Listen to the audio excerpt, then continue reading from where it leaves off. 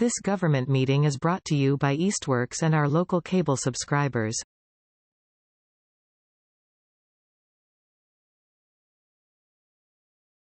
It is 6:01. I will now call to order the November 13th meeting of the Easthampton Conservation Commission. This meeting is being recorded. This meeting of the Easthampton Conservation Commission will be conducted in person and simultaneously via remote participation online to the greatest extent possible. Every effort will be made to ensure that the public can adequately access the proceedings in real time via technological means. In the event that we are unable to do so, despite best efforts, we will post on the City of Easthampton website an audio or video recording, transcript, or other comprehensive record of proceedings as soon as possible after the meeting.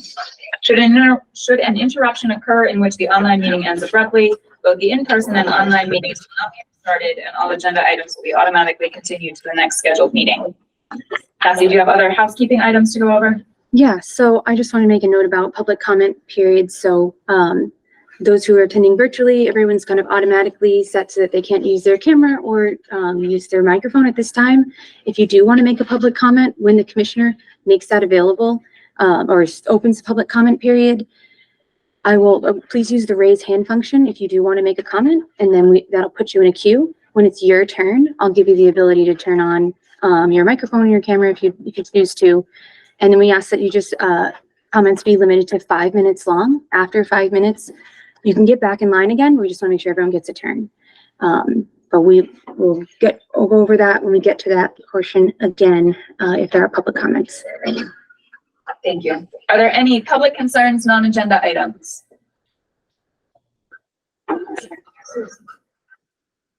Can I say something? Do you have something that's not on the agenda that you'd like to bring up? Yes. It was Please about introduce yourself for the record. My name and address. Jean Hal Wilson. I live at 377 Main Street. I'm concerned about the 385 Main Street proposal. I know nothing is set there in an exploratory stage, but because my property also has wetlands, I just wanted to bring it up as an area. So if I can, the commission has not received a permit application yet for that project. But I know that they did send out notifications to abutters, I believe, or maybe they were holding some meetings about it, or Yes, I did. yeah. This is a property the commission issued an an ORAD for.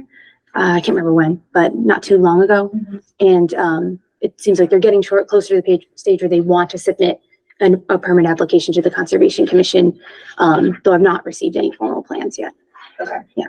So that we anticipate that meeting will likely be on a future agenda, but we don't have any information before us at this point that we're looking at or considering. Okay. If I can just add too, so once that does get to the point where they do submit an application to the Conservation Commission, one of the things that they're required to do is give us proof that they've sent it legal ads to all the properties that are within 100 feet of the property line. And I feel like maybe we spoke on the phone before. I think that you would be included in that. So you should get a notification specifically about the Conservation Commission's review in the future when it gets to that stage. Mm-hmm. Any other non-agenda concerns?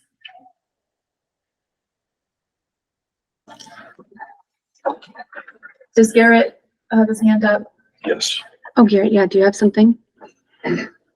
Hold on, let me give you the power to do that. Sorry, just forgot to lower it. Oh, okay. No worries. All right, hearing and seeing no other non-agenda concerns, we'll move on to public hearings.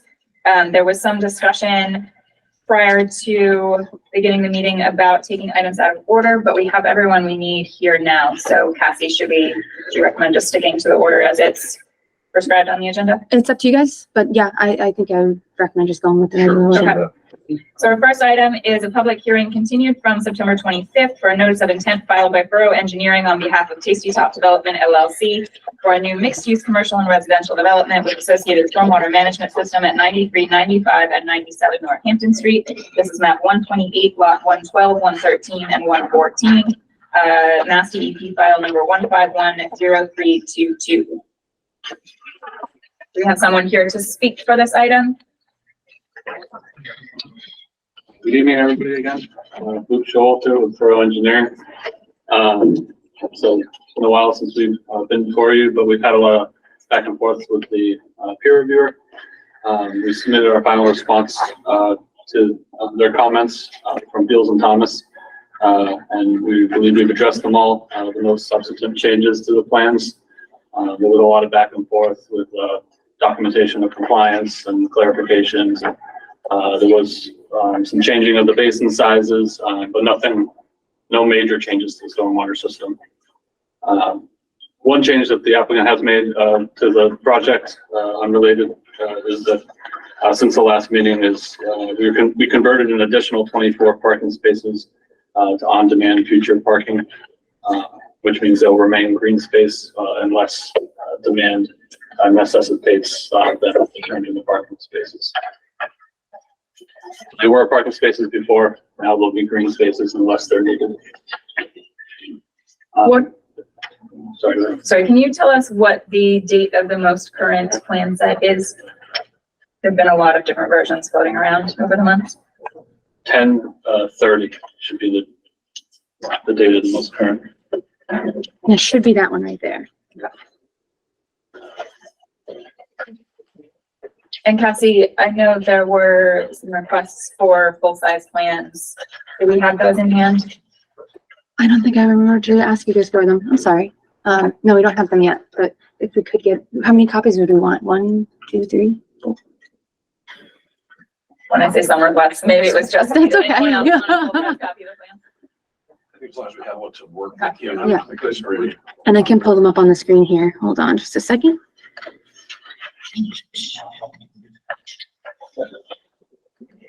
We have a full-size copy that we can give you right now, actually.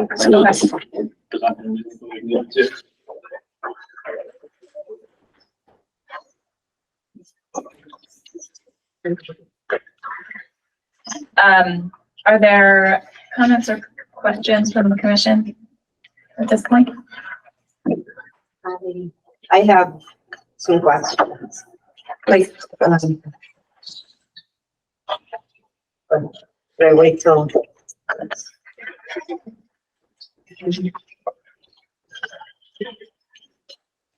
So, I had some questions starting on your CO note page. With the general site utility notes. Okay. Number 11, where it states that areas outside the limits of proposed work disturbed by the contractor's operation shall be restored by the contractor. And it goes on. My question is, should they notify the agent or the commission before there's any restoration work done if there's damage? Because it doesn't say as to what. Just says if there's damage disturbed by the contractor. You raise an interesting question, Deb, because there shouldn't be any disturbance outside the limits of proposed work. That's one of the reasons we show a limit of proposed work, to be able to tell you impacts. Can you clarify what the intent or thinking was there? I think that's mainly for if the contractor makes a mistake and goes outside, it's to put the liability on the contractor to fix it and restore whatever mistake they made. We can add to that if it's significant enough, we can add some wording that says that it would have to come before the Conservation Commission if that's what it's not anticipated to happen, or it shouldn't happen, but mistakes do happen, so. So should they write in to the plan that they must notify the agent or before any work is done, or if there is anything?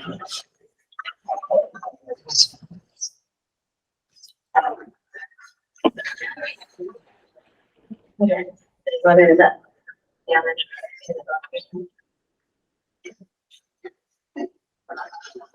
Yeah, I'm trying to think about what I think probably under our standard conditions, if there's work outside of the limit of work, they would have to notify immediately, and then we go from there, right, Cassie? Yeah, We would have that language, right? we would in the order of conditions. That's like it might even be one of the standard conditions, like the first Yeah. 20, but certainly that if there's any like changes to their plan or things like that happen, it's typically included, but I can make sure and make a note of it. Yes, that's something we can check and make sure is in the order, but I think that would be and they're not allowed to do work outside of proposed limit of work, so if that happens, that's a violation of the permit at that point. My next question, also under utility notes number 17, you refer to demolished materials. So in general, you have demolished trees. What does that mean exactly? What is a demolished tree? Does the notes say demolished tree? Yes. It's small. I've got it on the screen here. I can zoom in. I can't zoom in anymore. Number So you're number 17 right here, if you can see my cursor.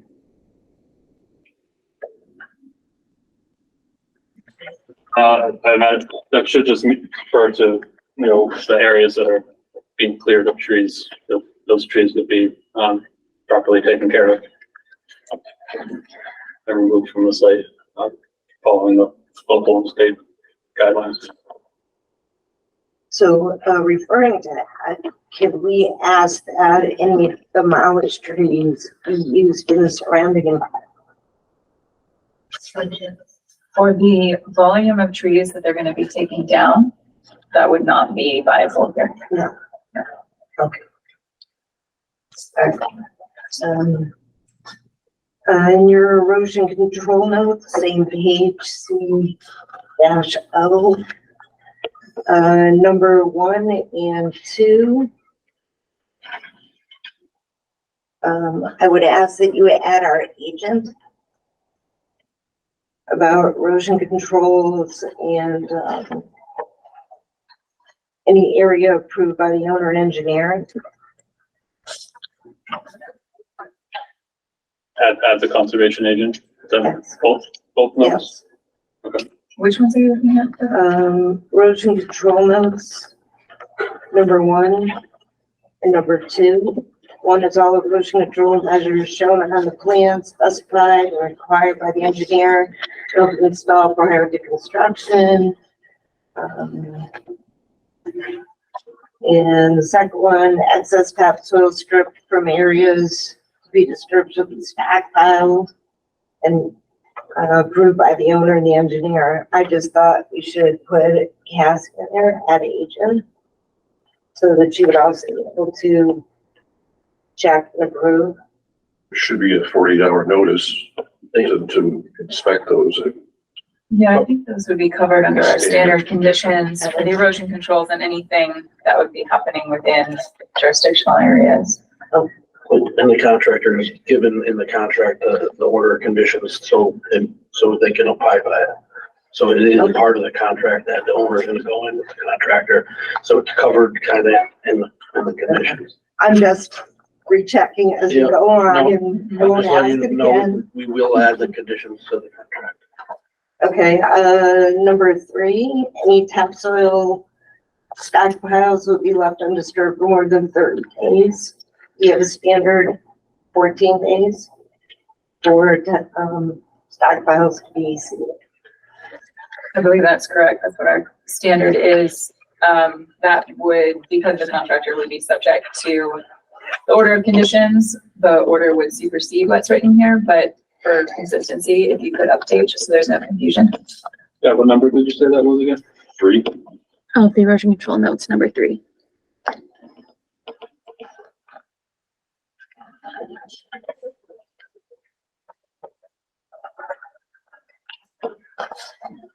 Number 8, silt fence shall be installed in accordance with these drawings. Silt fence should be inspected and repaired routinely. Could we replace the word should with shall? Yeah, that's an easy change. It should be shall.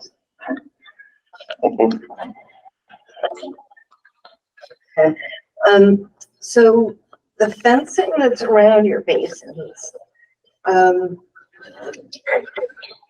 would you be able to accommodate and add into your site plans a standard 6-inch gap for all the basin fencing?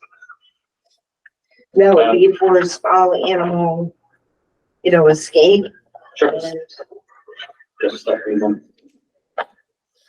So 6-inch clearance from the So, bottom, yes. as we've done for certain others. Okay.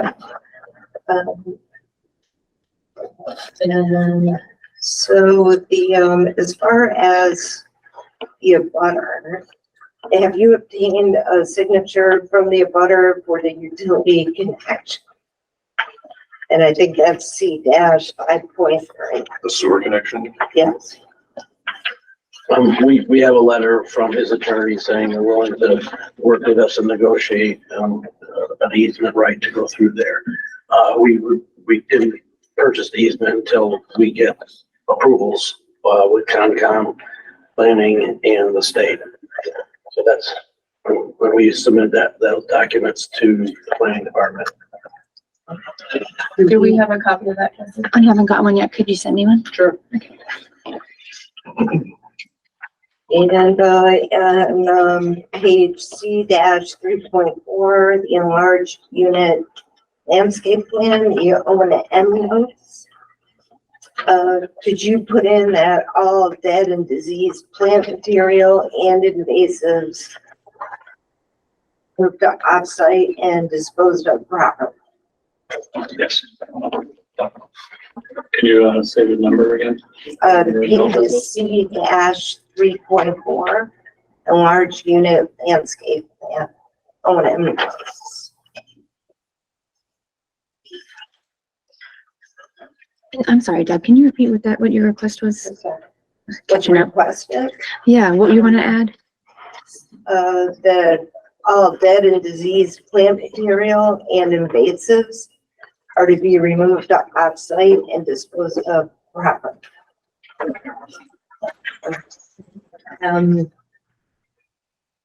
Thank you. I did have other questions pertaining to the trees. I wanted to look more into that before I proposed anything, but I could ask a couple questions and then wait till next time, or do you want me to wait until I have all my questions together? Either one is fine, I think. Okay, so I have a couple questions about your tree planting, the site plan. So you now have 203 total trees to be planted. And for the honey locust tree, which you proposed before as thornless, the name is slightly different now. You have at the end of the term, it's called inermis. And I want to know if this is the same tree, is it thornless, and is it native to the area? That tree, it was taken straight from the Mass DEP recommended plantings, from the Mass DEP's handbook. I can look into that for you if you like, but Because there's the a botanical thornless. name should match the thornless. It shouldn't match the thornless, It should match the thornless one. and it's native to the area. According to Mass DEP, yes. What is it? It's the honey locust.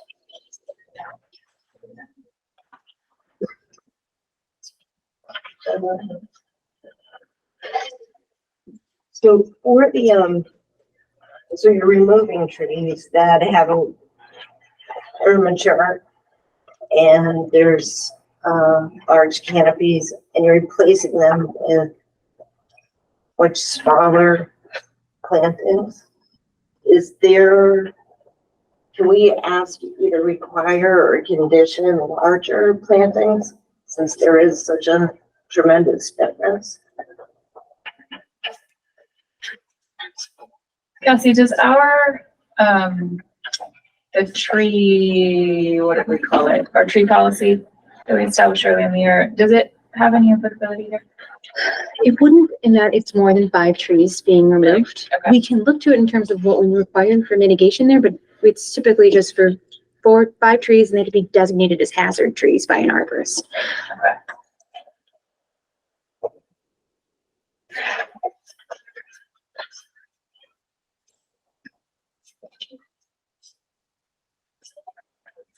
It's a good question, Deb. I think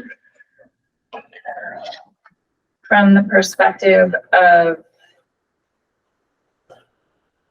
the impacts on hydrology and shade and cover relative to the resource areas, there's some leeway there. It's not something, to my knowledge, that's spelled out in any detail in the regs. You're not aware of anything that speaks to it. So I think it's something we could discuss. And the other question was, to possibly save the trees. Cassie, was it limit of work or what was that where we have a condition or something where if they can maneuver roads around to save certain areas of trees? Right. Something that the commission has done with larger projects in the past is have a condition. We always have a condition saying that they need to establish limit of work on site as a pre-construction requirement. And then as part of the pre-construction meeting, reviewing many different things, one of the things we review is the establishment of a limit of work, whether that be flagging or just the erosion controls. They're usually the same. One of the things that the commission has added for larger projects is for part of that review of the limit of work establishment to review if there's any trees over a certain DBH that are included that happen to be, right on the line, but end up being included within the limit of work to be removed. Discussion of whether or not the limit of work can be adjusted just to avoid that one tree. So we kind of walk along the line and see like, okay, this one tree is right on the line. Can we bump it out and avoid that one? But it's only trees over a certain DBH, and the applicant isn't required to bump it out. They just have to give us a reason why, actually, no, this tree definitely has to go because it's going to be this close to this building, or, it's going to be a hazard here or something. So it's just another level of review that we do during the pre-construction meeting. And it's something the commission has had as a requirement before. They want to include that as a condition in this order. That's what I asked last. All right. Thank you. Other commissioners?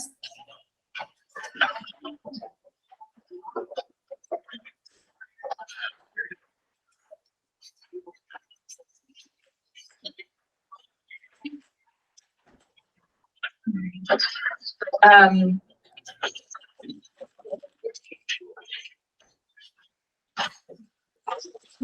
you know if the most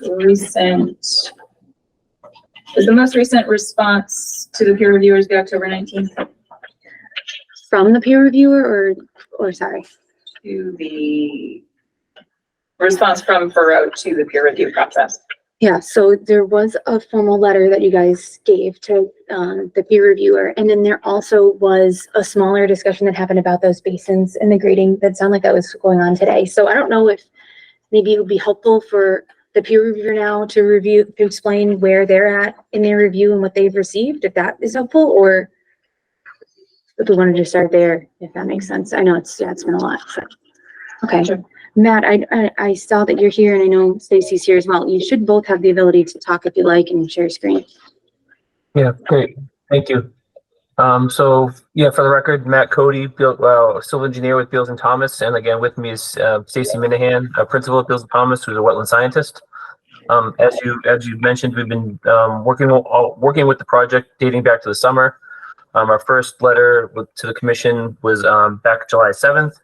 We followed up with a letter on August 9th, and most recently, October 10th was our last formal letter. But as the applicant has indicated, over the last several weeks, we have been working, informally to kind of get some resolution on the last few outstanding stormwater comments, which has happened as the applicant has indicated. Just so in general, we had concerns about, the bridge crossing and, the stream crossing, or the use of the existing bridge and the stream crossing. Just some different things regarding how the infiltration basins were being designed and modeled. But again, over the last several weeks and through the last several months, all those things have been resolved to our satisfaction. We're comfortable with them. A few things to note regarding, so dating back to our October 10th letter, item 6, we would recommend a possible condition, again, relative to the monitoring of the stream crossing and the work that takes place down there. Item 15D, there was a waiver requested from a local bylaw The Mass DEP it requires 2 feet of vertical separation between the bottom of the infiltration basin and the groundwater table. Your local bylaw requires 3. So they are meeting the 2 feet, but not the 3, and have requested a waiver from that. Again, meeting the stormwater handbook, we don't necessarily take any technical opposition to that waiver request, but again, defer to the commission if that's something you're willing to grant or not.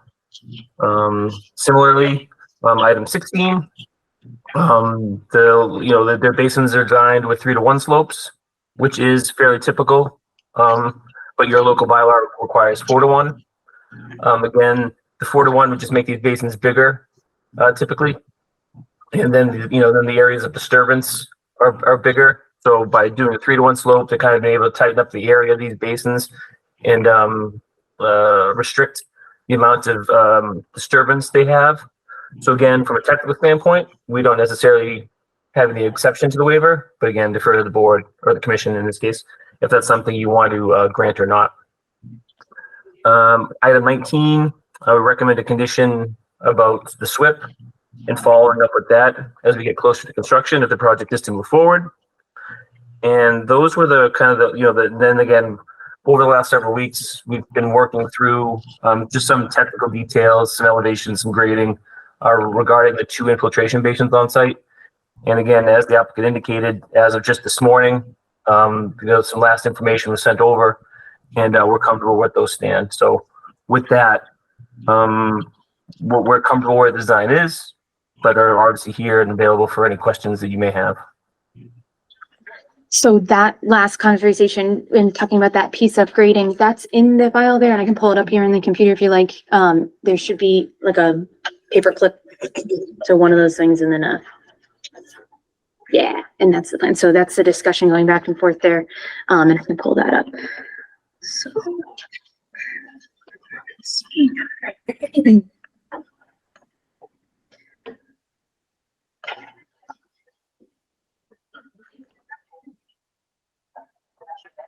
So maybe if you could kind of go over this change, if it's helpful to the commission. What this, I think you did a little already, but I'm going to pull up the plans real Yeah, quick. if you could walk us through it again with the plan up, I think that would be helpful.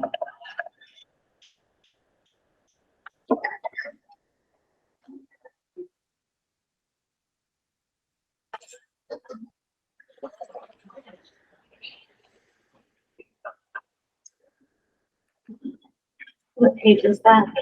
So this page, it's an updated sheet, C-4.1. So if you're looking for it digitally, it's not going to be in the main big plan because this is a separate supplemental sheet that was given with the correction. So, Yes, there's actually a more up-to-date one. oh, there is. Oh, I'm sorry. I must have downloaded the wrong one. Hold on. Is the most up-to-date sheet included in this set? That's it, yeah. Okay. Oh, okay. In the big set. There you go. Let me get it on my end as well. So we'll get that and find the C4.1. C4.1.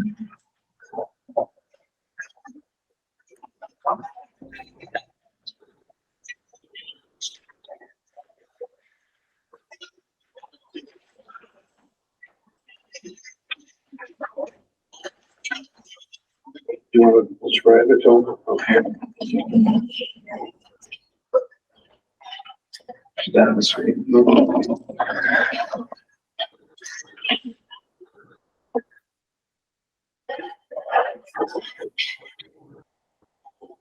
So I'll just quickly go. It was not mainly just how the grading was being shown and some spot grades that were incorrect. If you go down a little, Cassie. The initial comment was about the width of this berm on the backside of the basin. These are 2-foot contours, so it was kind of hard to tell how wide the berm was. So what I ended up doing was adding a 1-foot contour top of the berm, contour 165, to make it clear how wide the berm was, and did some finer grading to make it more clear how the berm was being laid out. And a couple spot grades were corrected up here. So does that basin now have a sort of a long linear tail? It's hard to Correct. see from here. It's not changed. That's not what changed, as a result of the past couple of days, Right. but that was already.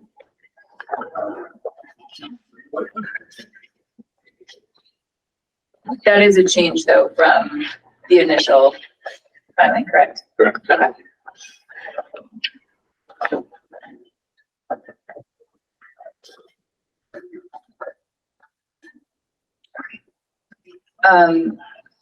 Matt, was there something else that you were saying, or were you done? No, so that was it, unless there's any questions. So with respect to the waiver, there are two issues around the waiver request.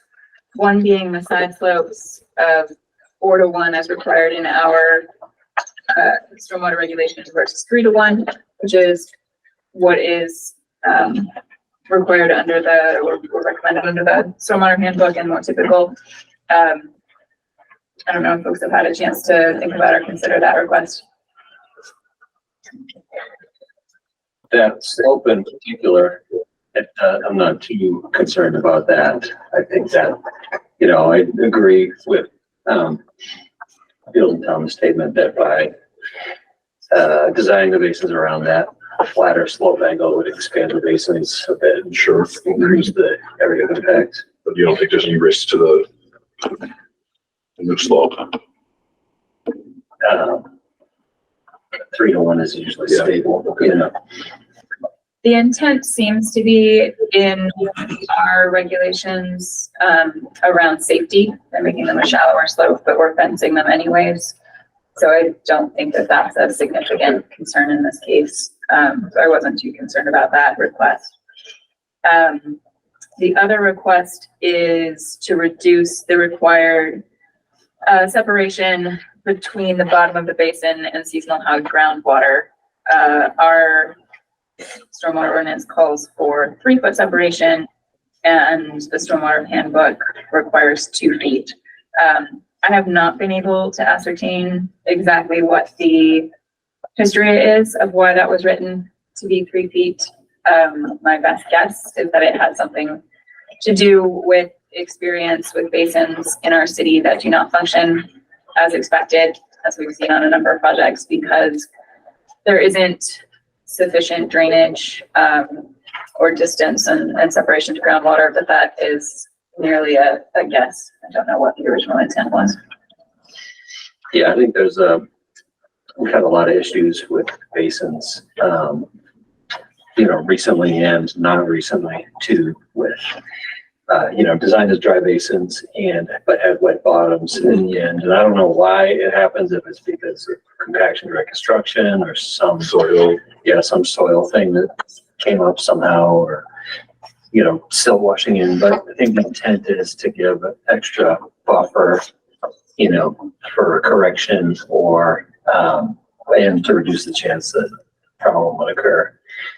I mean, I was looking at the minutes from last week and it looked like that item came up, you know, even in the discussion last week related to a different project for a few years ago, Right. you know. And a number of times, I think we've had to work with property owners to retroactively go back in and design some kind of like under drain system that, you know, means that the basin may not function quite as well. You know, the issue being if there's water in the bottom of the basin, most of the time or some of the time it occupies storage that then is supposed to be counting towards peak flow control. And so, you know, the basin may not be doing the peak flow reduction that it's supposed to. Right. Do we have on the plans now all of the soils information that's been collected? I know there was additional information picked up at various points. Yeah, all the test pit logs have been added to that with the 2B1 plan. Okay, I'd like to take a closer look at that. Not this second, but just to think a little bit more about what we know in particular about the soils in these basins. Could we speak to Dan's point quickly on two parts of it, I guess. One of it, which is these basins were modeled accounting for exfiltration so that we could prove we met all the volumes for the stormwater standards. But if we remove that exfiltration volume, we still meet the peak flow runoff reduction, so that say that infiltration stops happening, that we wouldn't have a surcharge to that basin that would lead to a higher runoff rate. And so we looked at that one way, and then Beals and Thomas also raised that groundwater mounding analysis be completed, so that we can prove that we wouldn't oversaturate the groundwater and have another surcharge of the basin. So we've met that standard as well.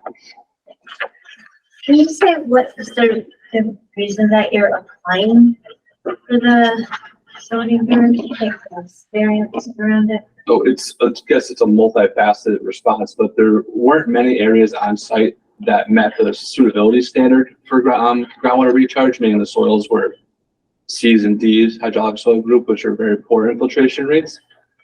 So we had to focus our infiltration rates on the areas that were conducive.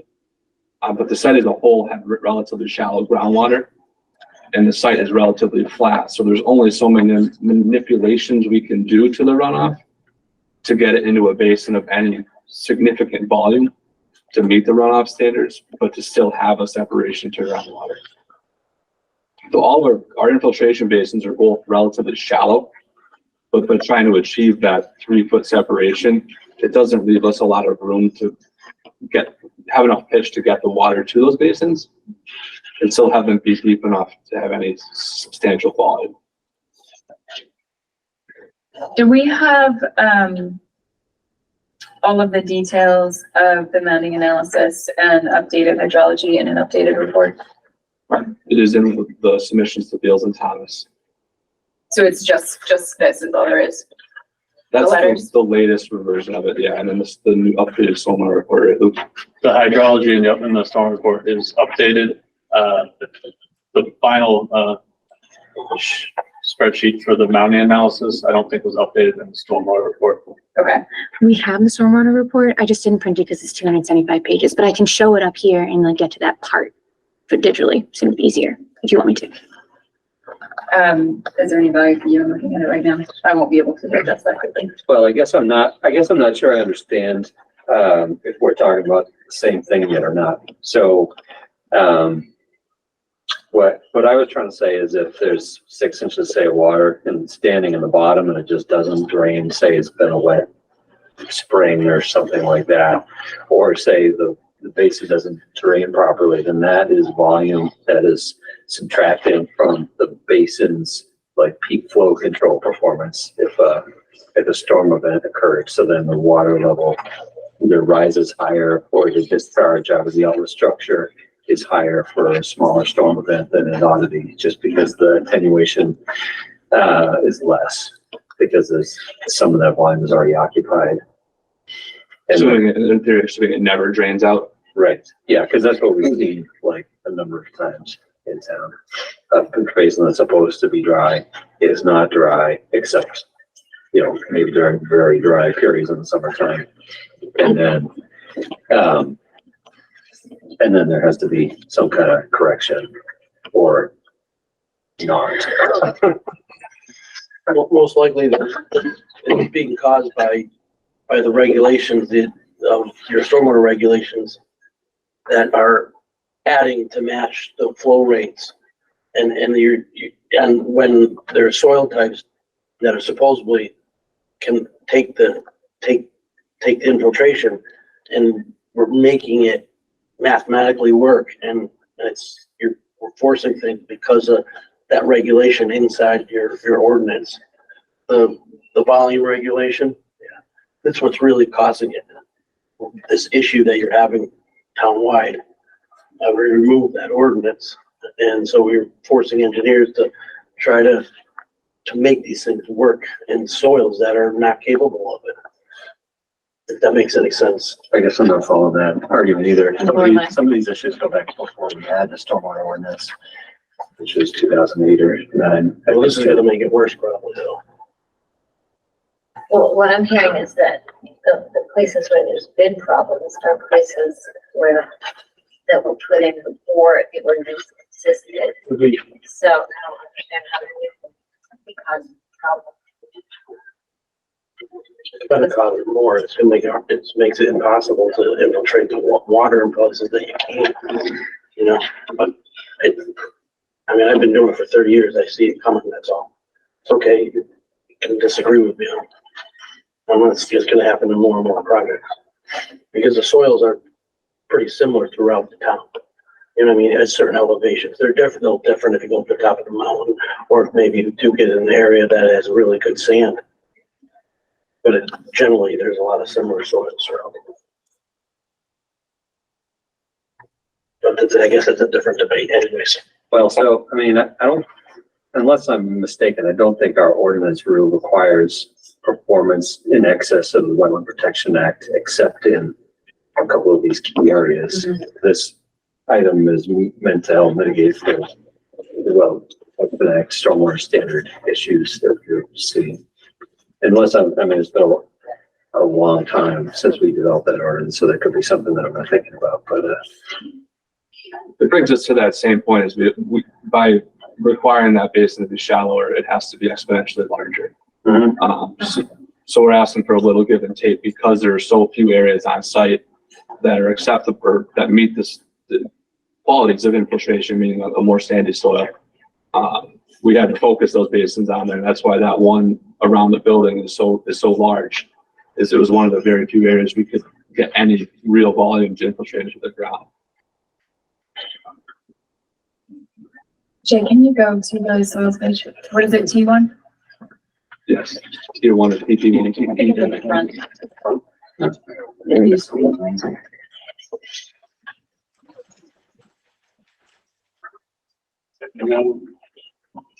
Title sheet. TP1.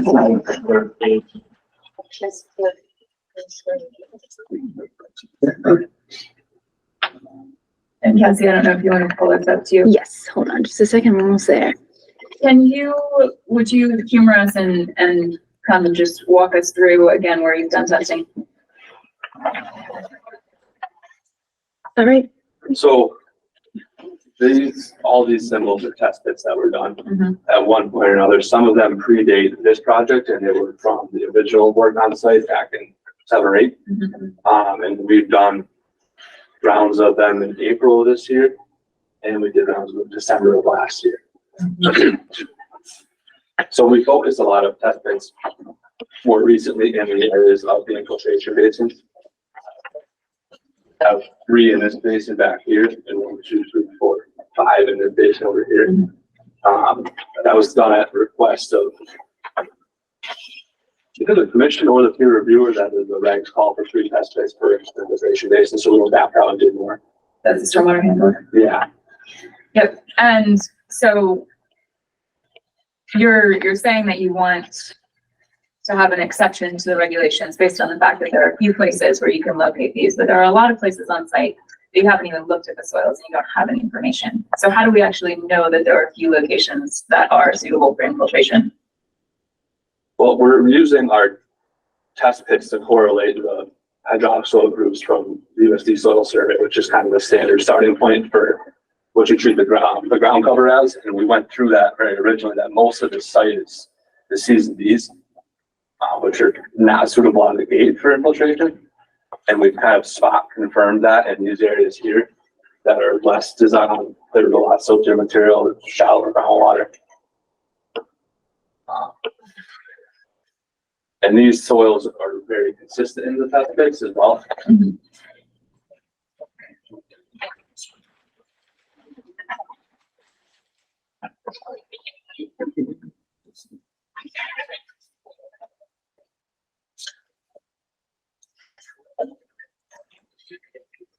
Brian, it's 2 basins that we're referring to, 3-foot separation, which is The 2 infiltration basins that I keep referring to.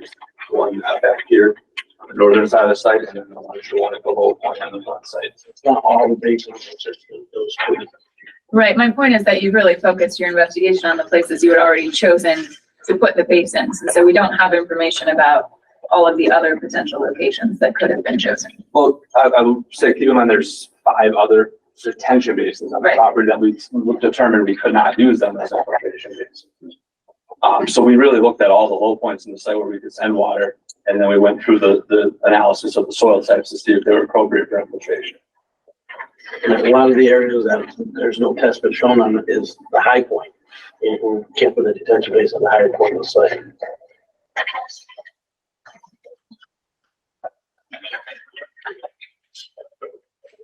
I have three different thoughts going through my mind. One being that we are using large basins. They are in a few areas of the edge of the site. We definitely want them to work properly, function properly.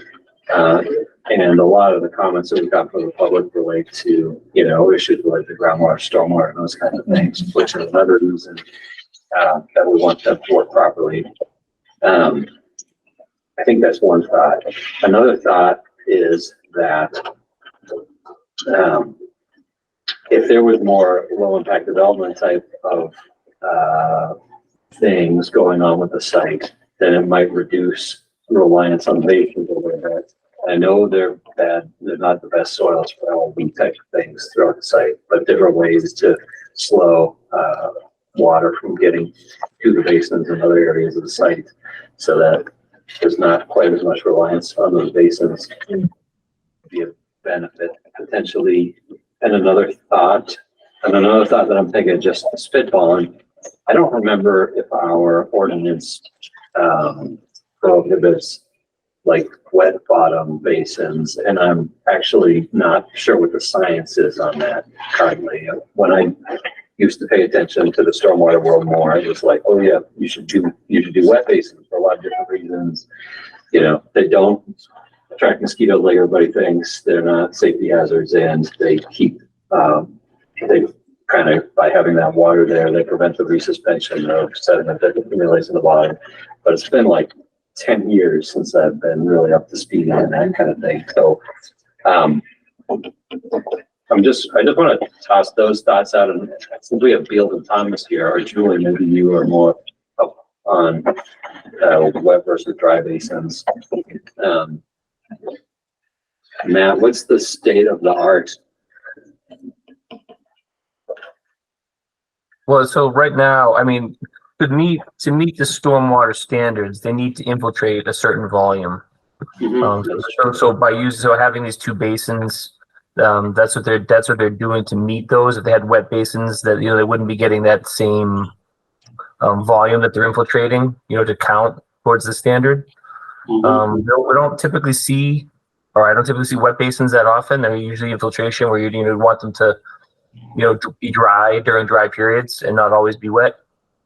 I believe that for their roof runoffs, there are rain gardens associated with many of the buildings where they're trying to put, so they're not putting roof runoff into the system. They are keeping that separate as I think you mentioned, like as a low impact, design technique. So that there are rain gardens, I believe, associated with each building that are, capturing the roof runoff. So the roof runoff is being removed from the system, and basically it's just pavement areas that are going to the basins. I don't know if that's helpful. Yeah, that's definitely. Well, thanks for the reminder on infiltration. That just not putting two and two together there. I have a comment, and I guess maybe have a question there, but I mean, I'm not a stormwater expert at all, but just speaking as a citizen of Easthampton, these test pits were done in April, and what I've noticed is just huge amounts of rain the rest of the summer, which ended up having us hit like some 100-year flood marks, some 500-year flood marks. And so the groundwater to me is, if this is our new norm, is higher. And so if wet basins are good, turn out to be a good thing, and I don't know anything about the research on them, then maybe that's not a problem in terms of the 2 versus 3 foot.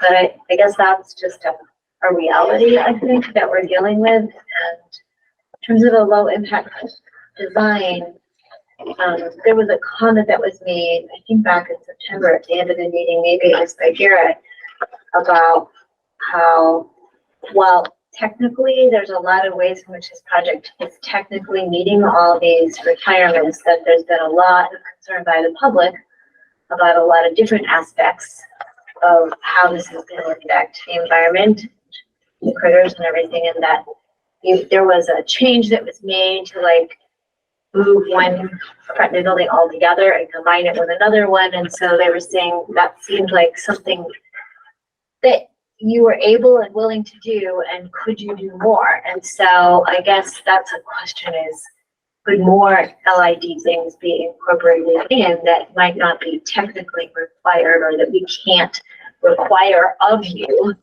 within our jurisdiction, but would make it seem like these giving approval for this variance is like less unsettling, or sort of addresses some of the concerns that people have.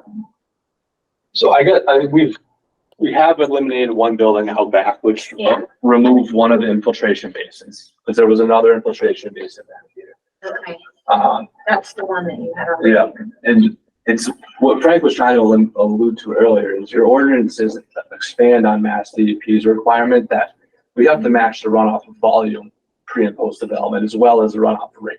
So Mass DEP regulations are a rate, so cubic feet per second, but Easthampton's stormwater ordinance requires we match the volume. So we have to capture and infiltrate a lot more water to meet that standard than we do for the recharge standard under the stormwater regs, significantly more. So that's why these two basins are bigger. If we need them to be a little bit deeper, if we were to try to put that into like pervious pavement maybe gets 33% storage, because it's only taking the capacity of the voids and the stone. So for every foot we give up out of that basin, we would need 3 feet of pervious pavement storage or underground storage. And just so you know, as far as we know, and we've worked in pretty much every town in Western Massachusetts, no other town has a requirement like Easthampton has of matching the volume.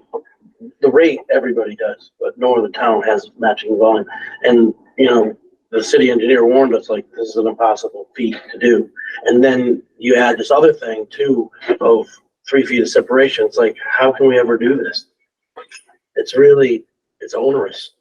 It's onerous for everybody, for every engineer, every site. Well, you have to recognize that you're proposing an extreme change to this site with a dramatic increase in impervious area.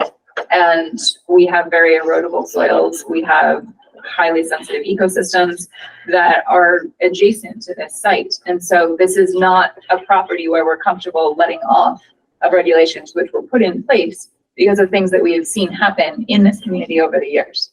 They're here for a reason. And we need to make sure that, I mean, it's our duty to make sure that we are protecting those resources. That is our job on this commission. I mean, we have like a river right for Easthampton in a way. That is unique to our town, so it might be more frustrating than other Western Mass towns, but we also have to this situation. I will say that the groundwater evaluation of the field is done on more than just the rainfall events. There's indicators in the soil we're trained to look for. At an early point in this process, we did, I believe it was at Dan's request, update the rainfall runoff depths to be, leaving technical paper 40 to being the new NOAA depths, which put the volumes up even higher. So we're modeling more towards more frequent, heavier storm events that the climate is seeing. So there are those provisions in place. And then the exposed basin is a tried and true. It's easily maintainable. If the event that it starts holding water, it's clogged, it's easy to clean them out.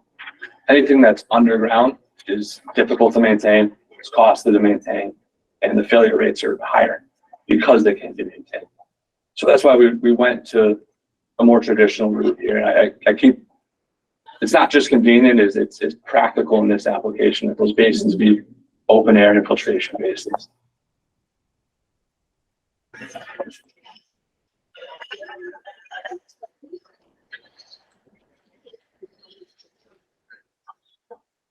Further questions or discussion at this point?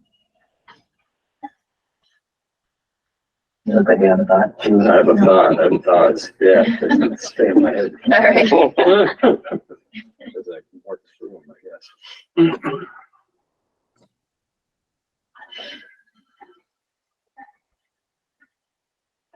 Questions or discussion on anything else about the project at this moment? I guess I would just like to hear a little bit more. You were talking before we switched the topic, you were talking about impervious pavement and the trade-offs with how much volume you get. So, in terms of the basin. yeah, so a detention basin is open, right there, it's open air. So you get that entire volume of that depth of ground is storage volume for the water, which therefore we can infiltrate more water. Yeah. If you go to like an infiltration trench or a pervious pavement, the only water that's stored is the void and the crushed stone that's under there. So pervious pavement basically is porous pavement underlain by crushed stone. And that crushed stone is supposed to store the water and infiltrate into the groundwater. A standard for us for the void ratio that is 33%.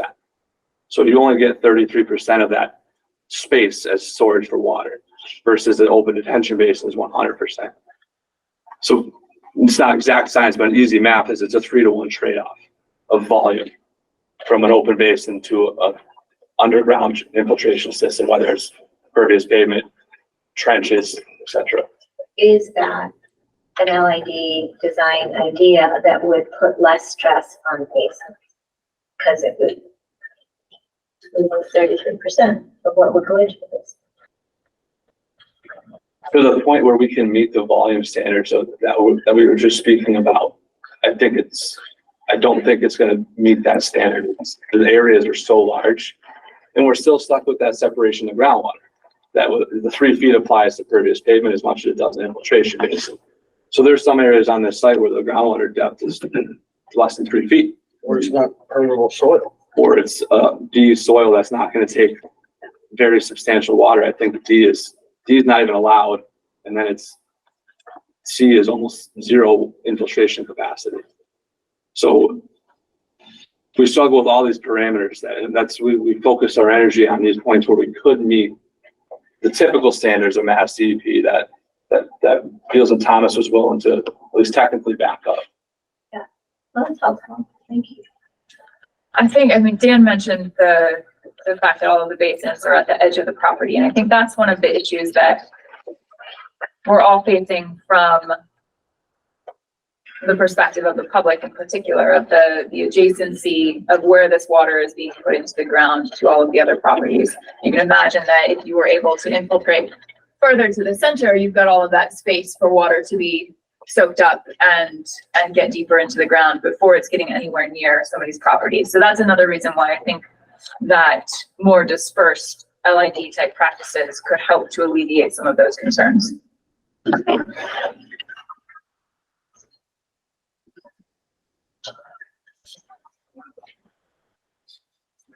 Matt, if I can put you on the spot again, how unusual is our ordinance to have a volume criteria in addition to a peak flow criteria and infiltration criteria?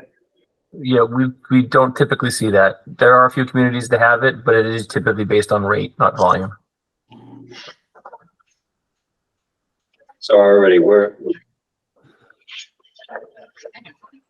more protective than most communities, than this would be in most communities. Yes. And like it said, and the state does not require anything, relative to volume. It's all rate. But we have come across some communities again that have a similar bylaw. But yeah, it is pretty restrictive. Like I said, it's not that it's restrictive, but it becomes a challenge to meet those volumes. Where it's not typically something the state is looking for you to do. And the project is meeting those ordinance requirements. The Yes. state requirements. Mine is the separation of groundwater. Yeah, and again, and like the side, so they're doing the side slopes to make them a little deeper, a little tighter. the separation of groundwater, but that is an effort to meet the ordinance. Yes. What steps would be done during construction just to make sure that bottoms of those basins aren't compacted or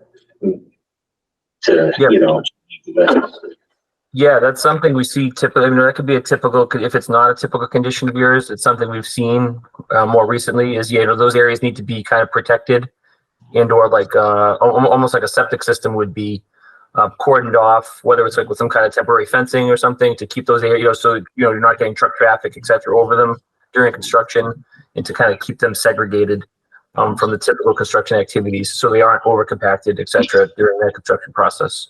That's something that's becoming more typical.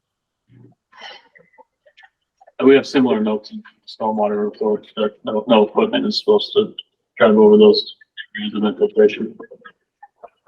We have temporary settling basins elsewhere on the property for during construction that the runoffs are erected to, so it can not clog the permanent.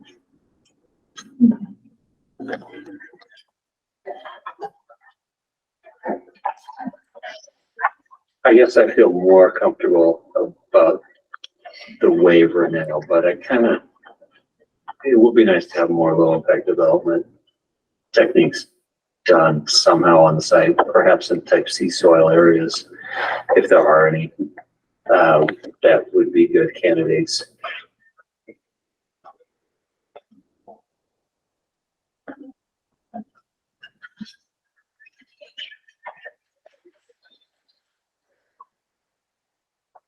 Other thoughts?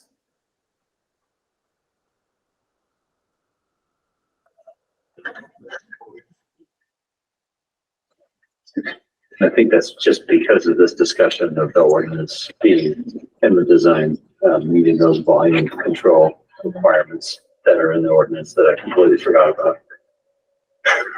That is the driving factor of the size of the basins. It's not the flow rate. The flow rate can be met. We can exclude all the infiltration from that basin and we still meet the flow rates. It's the size. We need to retain so much water on site just to get it back into the ground and meet that volume match. So at the very beginning of these meetings, we had residents here saying how their basements flood now from Highland Avenue all the way down to Colonial. So if this went through, that caused more of a problem. It's gonna help them because everything's safely being brought, controlled, and then brought to the brook. And it's not going to their, potentially to their houses or their basements. So it won't exacerbate. It will not. It's already happened. No, absolutely not. If anything, it'll help reduce it. Because Brian, everything's going to the water course safely. Highland Ave is a physical impossibility for us to impact because it's uphill. And then the ones on Colonial, Plymouth, all that water that's currently just sheet falling off site is being captured and put into these treatment trains.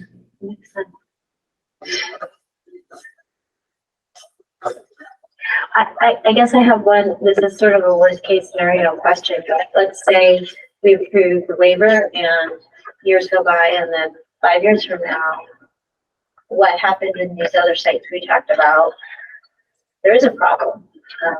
Are you basically, I guess what I think I'm hearing from you is that it is impossible to do this any other way. So if it wasn't working, what would you do? I mean, what would be the correction? Is there a possible correction? I think the failure criteria is poor maintenance or no periodic removal of sediment in that basin. But we know the groundwater elevations are interpreted correctly. And we know our elevations of bottom of basin are 2 feet above that.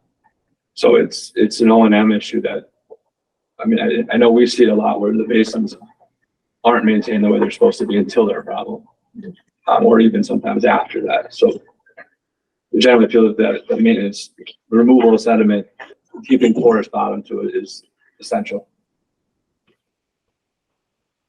And what's nice about this project is there's gonna be a maintenance team full-time on for just this property. So that we have a maintenance garage and we'll have landscapers and flowers there that are literally maintaining the property full time. So it's not like we're subbing it out and it gets missed. Like the sub doesn't know to mow it down annually. We're gonna have staff that actually cares about their property and will take care of these things. And it's right now, because we have affordable housing, it's put in place for 50 years.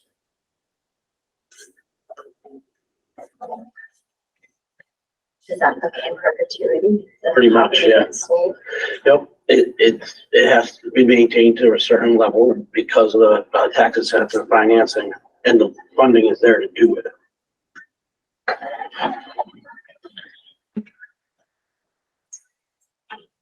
Are there conditions that we could put in? If there was a problem, or is that part of the? The bond would go away once the project is constructed.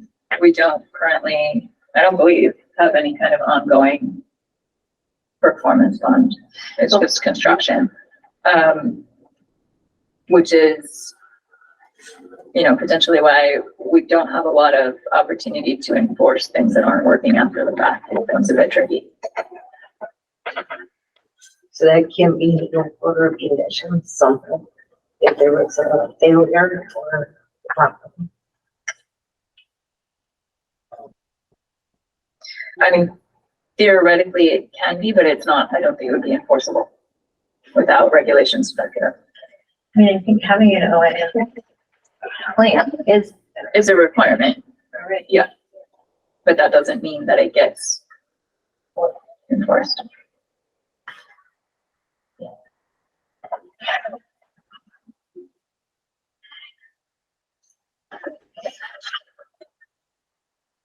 Other discussion?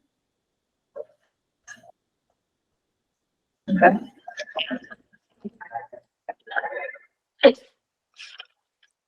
And Like Dan, I felt more comfortable now with the waiver than I did when we started talking. We want people to follow up. I appreciate all the information. Cassie, do you want to see if there are any public comments? Yeah, so just a couple things. One, I did get 2 written comments that I want to read. I had to pull them out of the file real quick.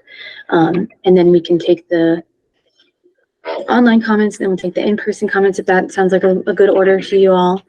And then before we go to the public comment though, I wanted to just make sure for my understanding what it is the commission, or maybe you don't want to make this determination yet, what it is that the commission is looking to receive next, or if we want to have the peer review continue in some way, or maybe you want to talk about that after the comments, or?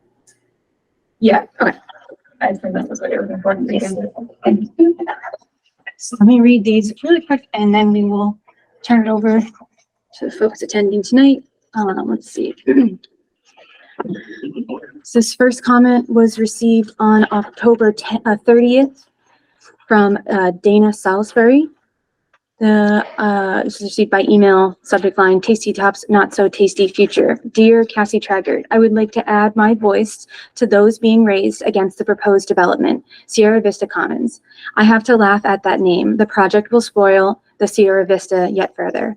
I cannot imagine clogging Route 10 with further traffic. It makes no sense to me. I am not against affordable housing, but not at the expense of livability for everyone else. Let's explore other options. The placement and scale of this development is poor. Many people have already spoken out against it. Marty Klein and Kathy Ahern's guest column, parentheses, quotation marks, smart growth or an insult to Easthampton. And there's a link to a Gazette article titled the same. Does an excellent job of reflecting my views. Please don't let this project move forward. Best, Dana, and her address is provided and contact information. Okay.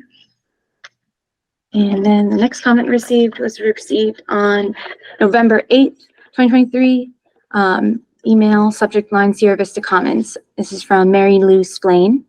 Dear City Council, I have been following the Sierra Vista Commons project for close to a year. I understand that the owner of a property has the right to develop their property in accordance with current ordinances. However, I am concerned about the number of variances the planning board is willing to grant to the owner of the Sierra Vista Commons project, as was indicated in the October 17th, 2023 Planning Board meeting. The project is the largest development in Easthampton's recent history and has the potential to be a model for future developments or a blight on the landscape.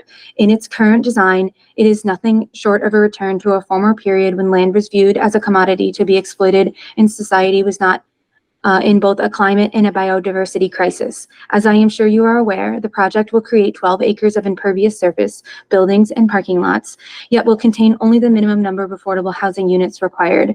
Almost 4 acres of trees will be removed. Those trees have been storing carbon and mitigating flooding during times of excessive rainfall. 25 acres of prime farmland will be developed, lost forever to future generations. The paved areas will cover land near the Manhan River, threatening the river's ecosystems.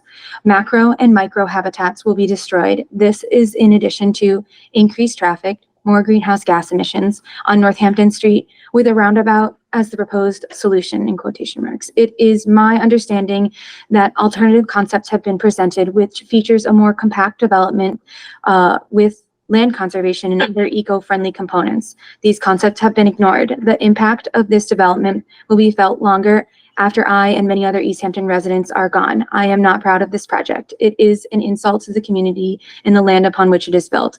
In contrast to this development, in the 54 acres along Main Street, which Kestrel Land Trust has purchased to develop 90 environmentally friendly affordable units, as opposed to the mere 35 out of 220 units.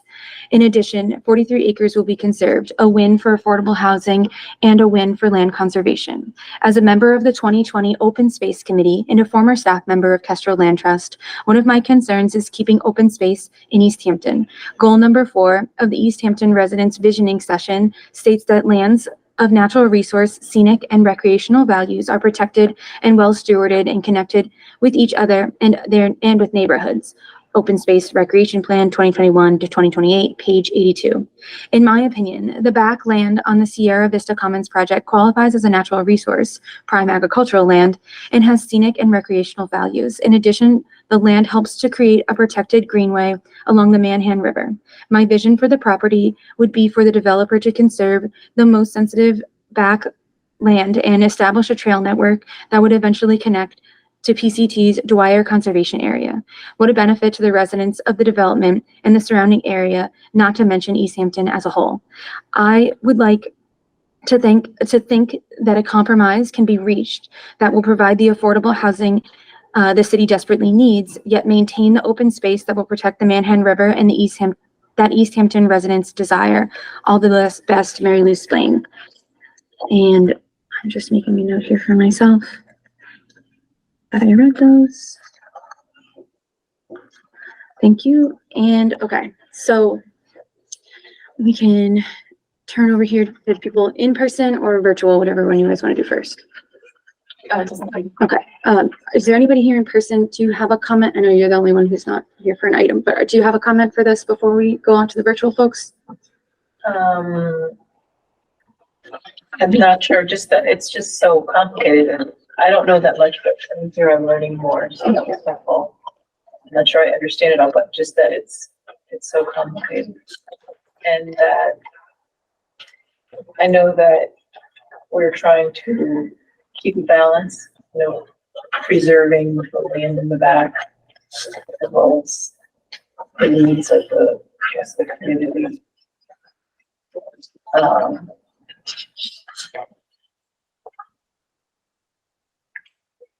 And how it will affect all the different,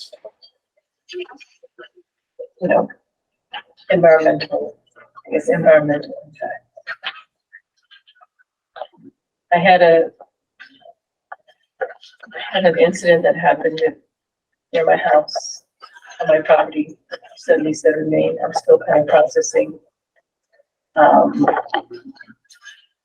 We had goats. And most recently, my daughter told me, after I came back home from a trip, midnight, she came out and she said, "Mom, a bear came and attacked the goat." She saw it drag it away. That was on my property. That was just 2 days ago. And so I just started thinking about, wow, people are gonna walk to the back. She had a foghorn, but she said the bear did nothing. Bear did not care. And see, the bear was scared off in the middle of the day too, but it came back at 5 and was dragging it over. So I'm thinking, wow, they're going to put 10 acres next to this house, and they're going to do this conservation. I understand. I like parks, but to think about people walking back there with their foghorn and their bear mace, and here this bear is already emboldened. So it's complicated. And you're partially referencing the other project, 385 Main. I am. Yes, okay, I just want to make I'm sure. Yeah. referencing that, Yeah. but also this Tasty Cup, kind of similar things. I'm sure the bears come all over. There's wildlife everywhere.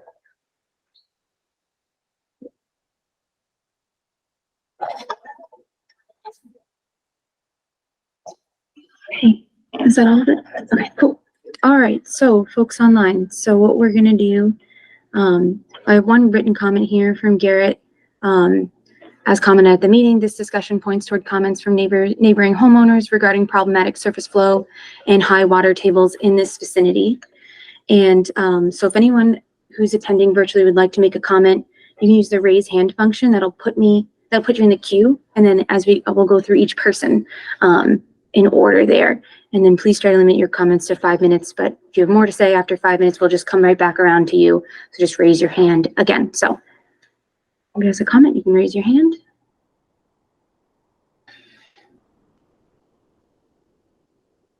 All right, go ahead, Garrett. I think you still have the capability to speak right now. Yeah, this has been in some ways a more pointed discussion than I've heard in many months. And I think that the applicant's comments point out that this is a really difficult site to develop. And the reason for that is the soils, proximity to natural resources. And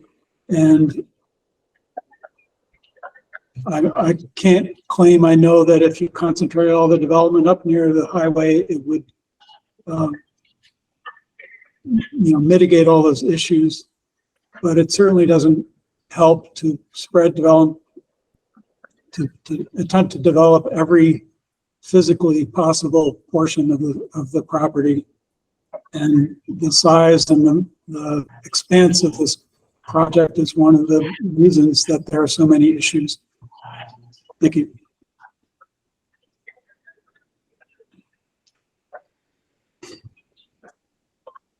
Thank you.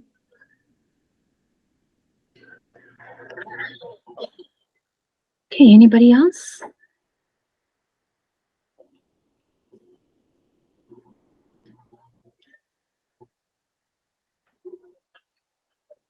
Not seeing any other raise hands. So I don't know if the commission does want to discuss what next steps would be, what is still required, namely the peer review, I'm thinking, and then what, if any, other additional information maybe specifically you're looking for.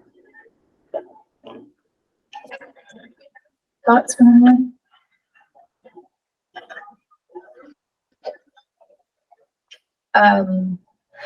Do folks have a sense of whether you're fully satisfied with the peer review, or might want to have the reviewer look at anything further?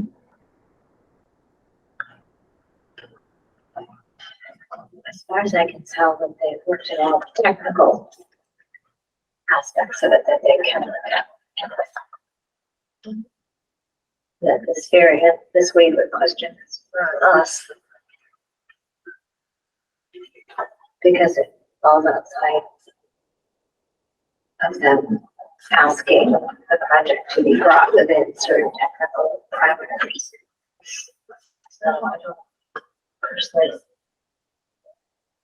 in my limited understanding, see a further purpose.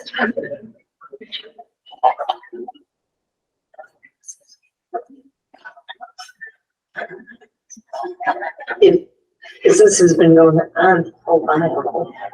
If there's still room in the budget, shouldn't we continue on the period to look at anything else like this issue we're having with the basins or the tax minutes?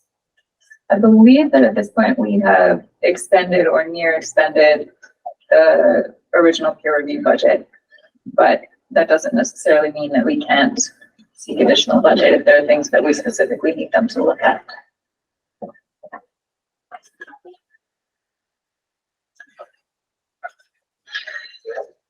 I mean, from where we sit right here, it seems like we've got the design, we've got the project, we've been through review a couple of times.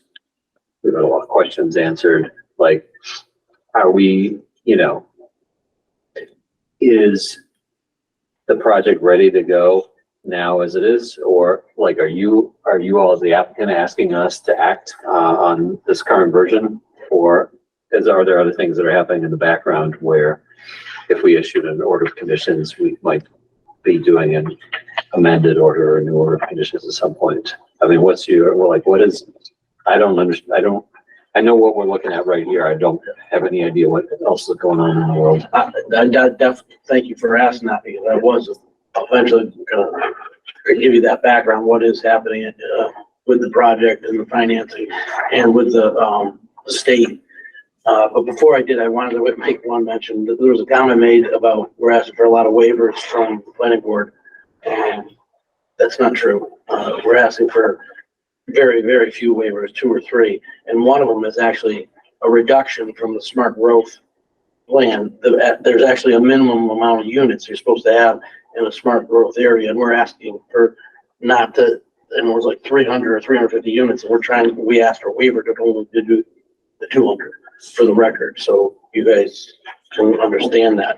The other thing is we potentially could miss this year's, if this is acted on, and just the planning board we're meeting with tomorrow, and the planning board has a full, had a draft conditions, and they submitted them to us 3 or 4 days ago. So they're going to act on it, either approve or deny with conditions tomorrow. Our state application is due on Thursday. So we were hopeful that we would have you guys act on it either way, so we can include our application for the tax incentive financing. And we'd be more than willing if you acted on it and say, all right, well, you still have 30 or 45 days to get a final conditions, special conditions or something like that. But at least by acting on it, we wouldn't lose the next year, and the project would have to sit a year while we didn't get the financing for the affordable housing.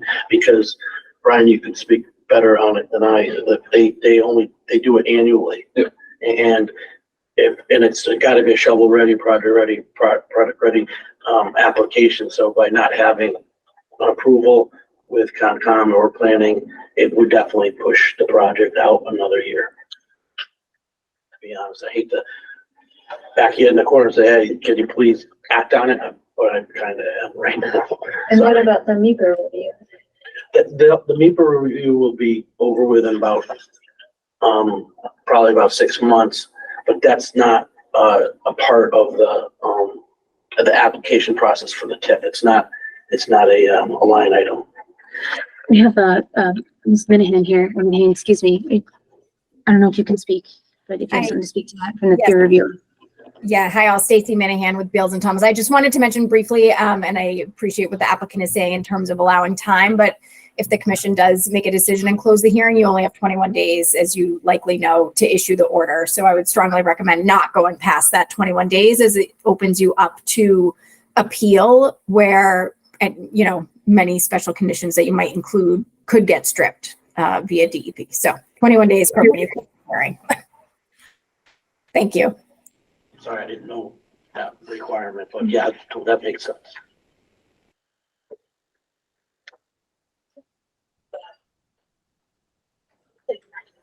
I'm not prepared to vote tonight. I would like to take a closer look at the updated plans and stormwater information.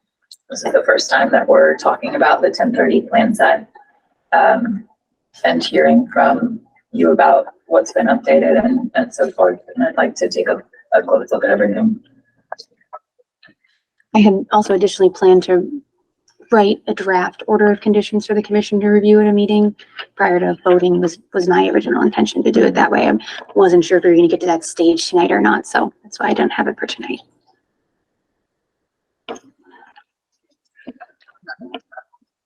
Other thoughts or comments?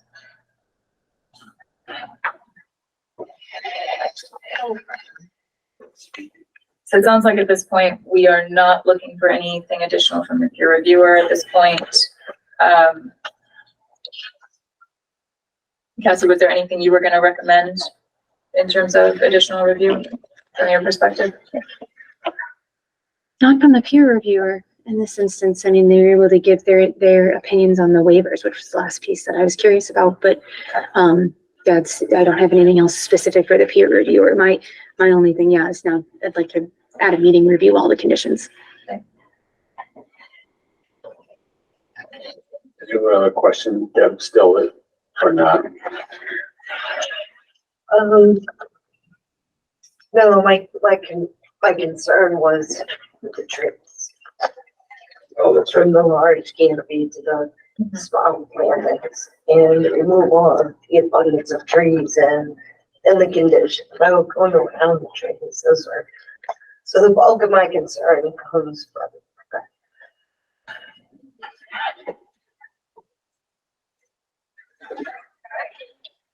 What size trees are you proposing? 3-inch, okay. Cassie, you mind pulling up that flashlight? I can do that. Hold on. Let's see. You know what sheet that would be on? I think it's 3.0. Okay, hold on just a second. Okay, Probably in this stack here.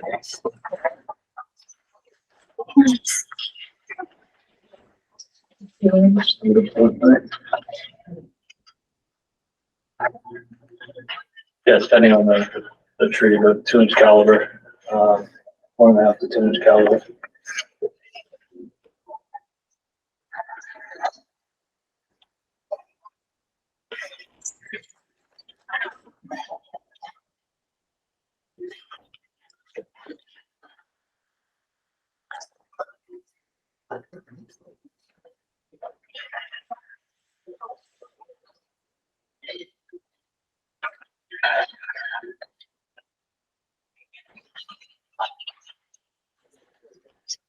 The next step from our perspective then to just talk about it at the next meeting that we have after there's been a joint furniture review at 10:30. So the next step. It would be my recommendation, but I'm open to input.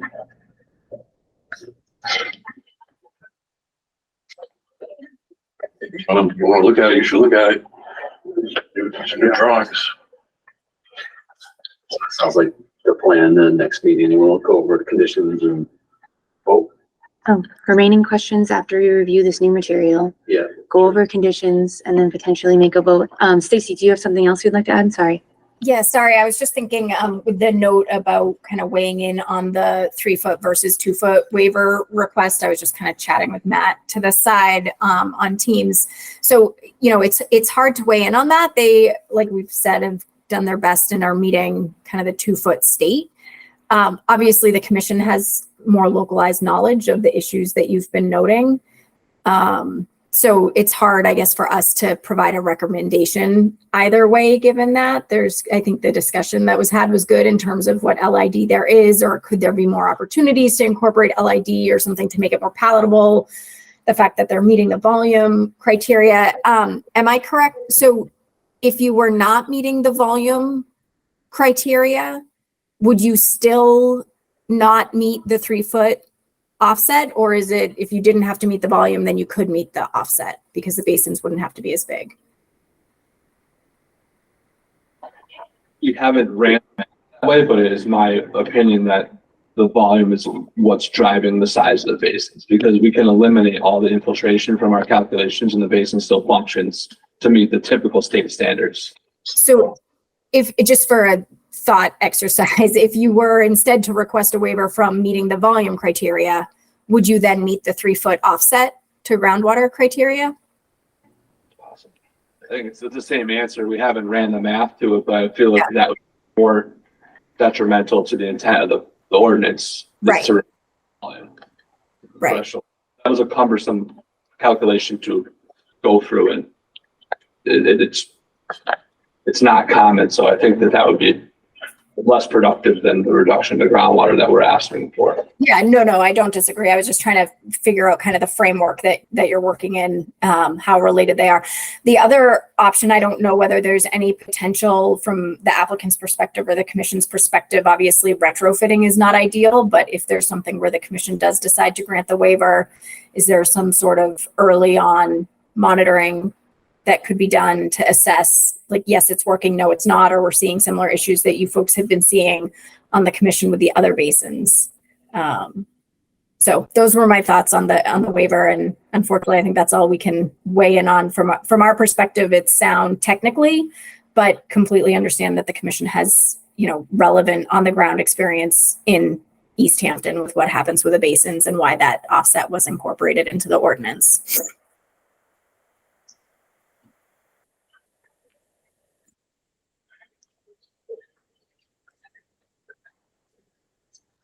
Good. So we started with the hockey academy of trees. Are we gonna do that next time, or was there something that we're gonna talk about now with the deadlines? It's up to you all. I just didn't know if you asked what the sizes were. Are we gonna wait and discuss it? I mean, I guess my personal view is that if we know there are questions or things that we want right now, that we should just put them out on the table now, because surprising them at the next meeting. yes, like when they every other week back a little bit. Good luck. Is that, not that I'm trying to hurry things up just for me, but no, I do feel like if there's no changes, if nothing's changing, if this is how it is, everybody, the peer reviewer is happy, we should just try to finish it up. I would like to keep the trees the size that they are. There's gonna be, how many trees that are being planted? 202 trees. And I wanna make a note that most likely the canopy is gonna be bigger than the canopy that's being destroyed, because these trees are gonna be alone. They're not gonna be in a forest. When they're in a forest, they're very thin and tall. They don't have a big canopy. But now that these are shade trees, they're gonna have a much bigger canopy because they're spread out all along the entire project. So we're gonna be matching the canopy. And it's also something too, for a tree to grow through a project. I know in the beginning it's not going to, but later on it will. That may take 20 or 30 years though, and we're concerned with the changes that are going to be incurred now. Mm-hmm. Yeah. That's what I'm saying is there's 200 of the trees being planted. Another consideration with the root ball side is going ground disturbance. The entirety of this area is going to be disturbed, so it's really not a substantial consideration here, I don't think. So we don't know how many trees are being removed. We know you're gonna plant 200 trees. Completely different, habitat. And canopy versus starting over 20 years. The wildlife habitat. You're planting them around, these are planted in a specific way. So my concern is you're changing the entire area. And it'll take 20 years for something to happen, and the trees are completely different. Are there berries? Is it, you're saying they're native, do they have spikes, do they have thorns? It's just a completely different environmental habitat. I guess the question is what we could ask for different. I mean, there's just no getting around the fact that 200 individually planted trees does not replace a forest. The forest has its own ego services, its own habitats, soil layers that won't exist with individual trees, and they're just, no matter whether we say 2 or 3 inch trees, it's not going to replace a forest.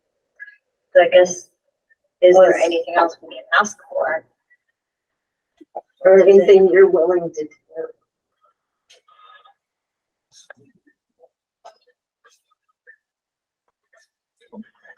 We're doing the best we can to balance everybody.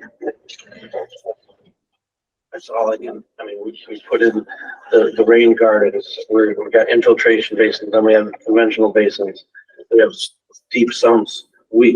I don't know what more we can do.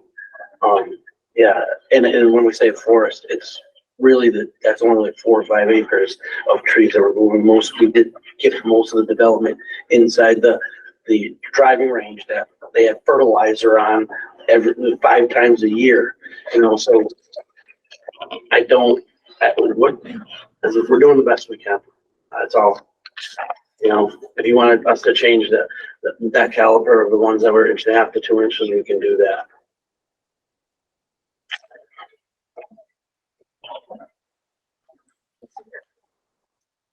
Should we have a draft order of conditions ready for the next meeting? Is that something we should try to? Yeah, is that viable? It is. I also should note that for the stormwater ordinance, one of the requirements is the bond.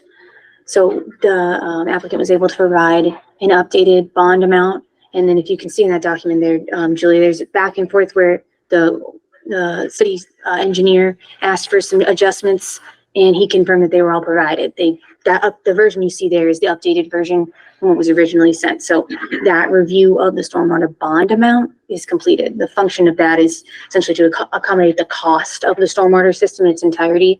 So say for whatever crazy reason the project didn't go forward, but the stormwater system was half built, the commission would have the funds to finish the system, so that there wouldn't be this half functioning stormwater system.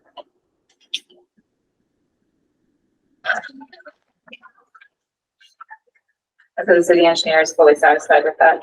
That is my understanding, correct?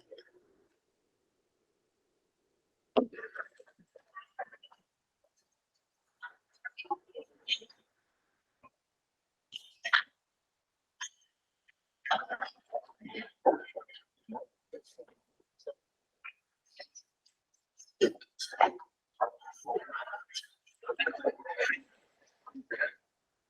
there anything further you'd like to discuss tonight?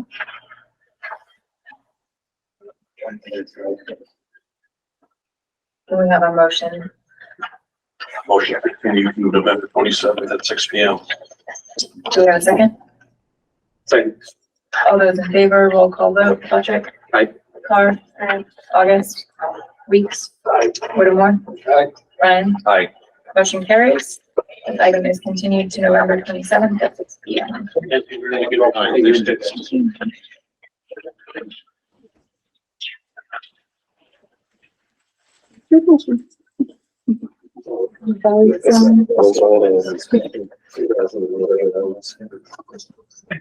Stay forward the same.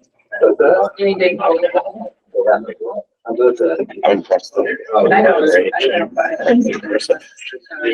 It's not.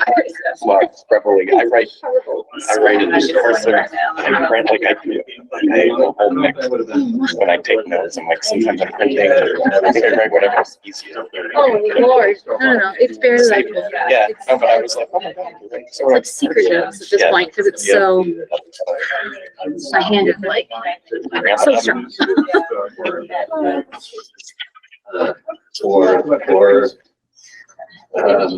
I'm just saying. I think we've actually heard about this.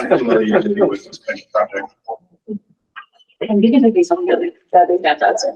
I mean, I do spend whatever they ask about. I have one in the office, but I'll get it later at the end. Okay.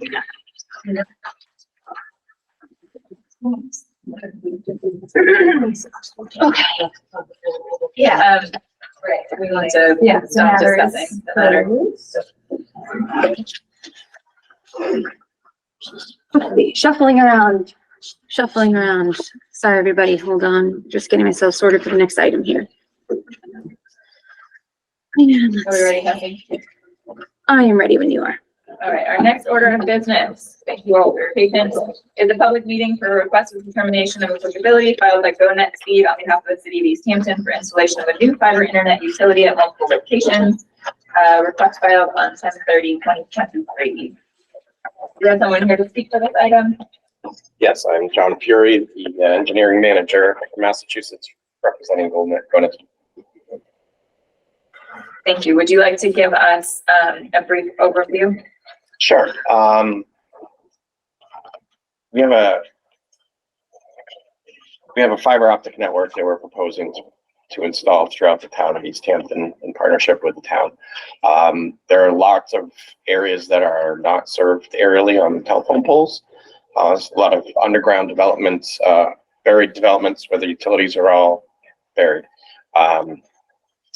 So we have presented designs, spent quite a bit of time working with Cassie and Commissioner Carr just kind of have to join us out in the field for a day. And we went out and evaluated all the sites that either were easily defined as being within the buffer zones or were questionable and we needed to determine in the field. So we spent a day going around and looking at all the different sites and coming up with,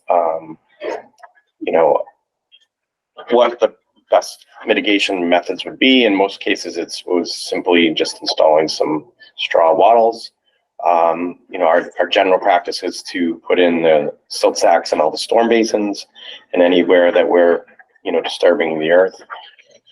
Our footprint is relatively small. We come in, we're just digging a small trench, a foot or less, putting in, 1 or 2, 1.5 inch to 2 inch conduits, some little pedestals that typically we put next to the existing phone handholds and transformers. So it's not like it's sticking out by itself anywhere.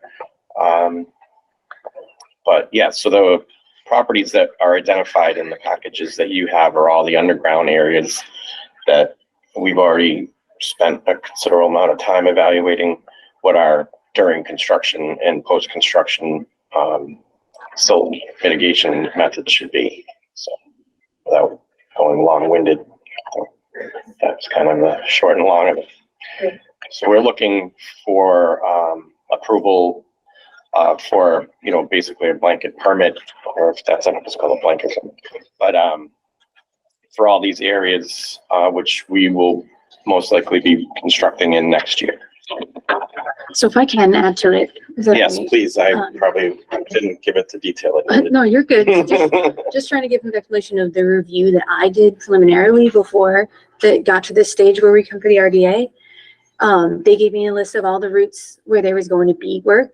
And then I did an analysis usually using publicly available mapping tools to see, such as Mass Mapper, USGS StreamStats, and aerial imagery to see where it was likely, even potentially likely, that it might be within the vicinity of what jurisdictional areas, buffer zone, whatever. So I was able to narrow that list down to routes that did have at least some spots that encroached on these wetland areas.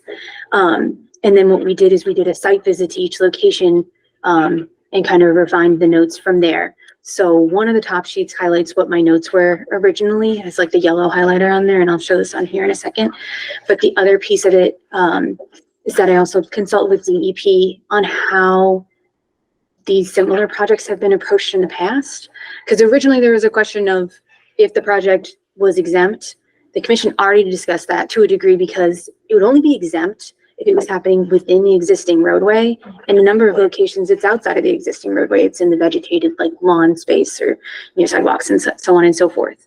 So in those areas where it's outside of the roadway and it's within jurisdictional areas, it needs a permit. The circuit rider's recommendation was that, or his explanation was that other communities, they pursued similar projects through an RDA.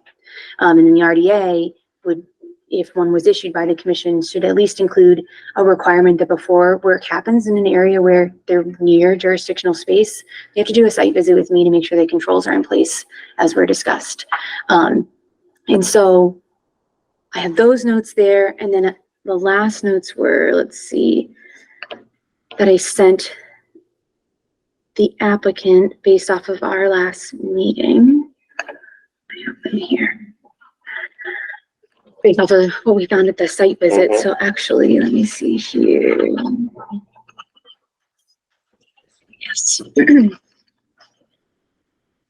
What's the difference between Form 1 and Form 2? Why is this submitted under Form 1? Is that? Oh yeah, so Form 1 is their request, and Form 2 is my draft of the permit itself, if the commission should so choose to issue one. Well, you can issue a permit saying that it's a positive determination and they are required to do an NOI, or you could find a negative determination and then either put conditions or not. Those are the options. So sorry, I'm just confusing, they're both in there. Okay, so one of the things from my notes was that the commission may like to discuss concerns regarding impacts to nearby tree roots. Please consider what could be done to reduce negative impacts to tree roots. And then we talked about potentially using a different type of methodology. Right. I think there was only maybe 1 or 2 spots that we saw where that could be an issue.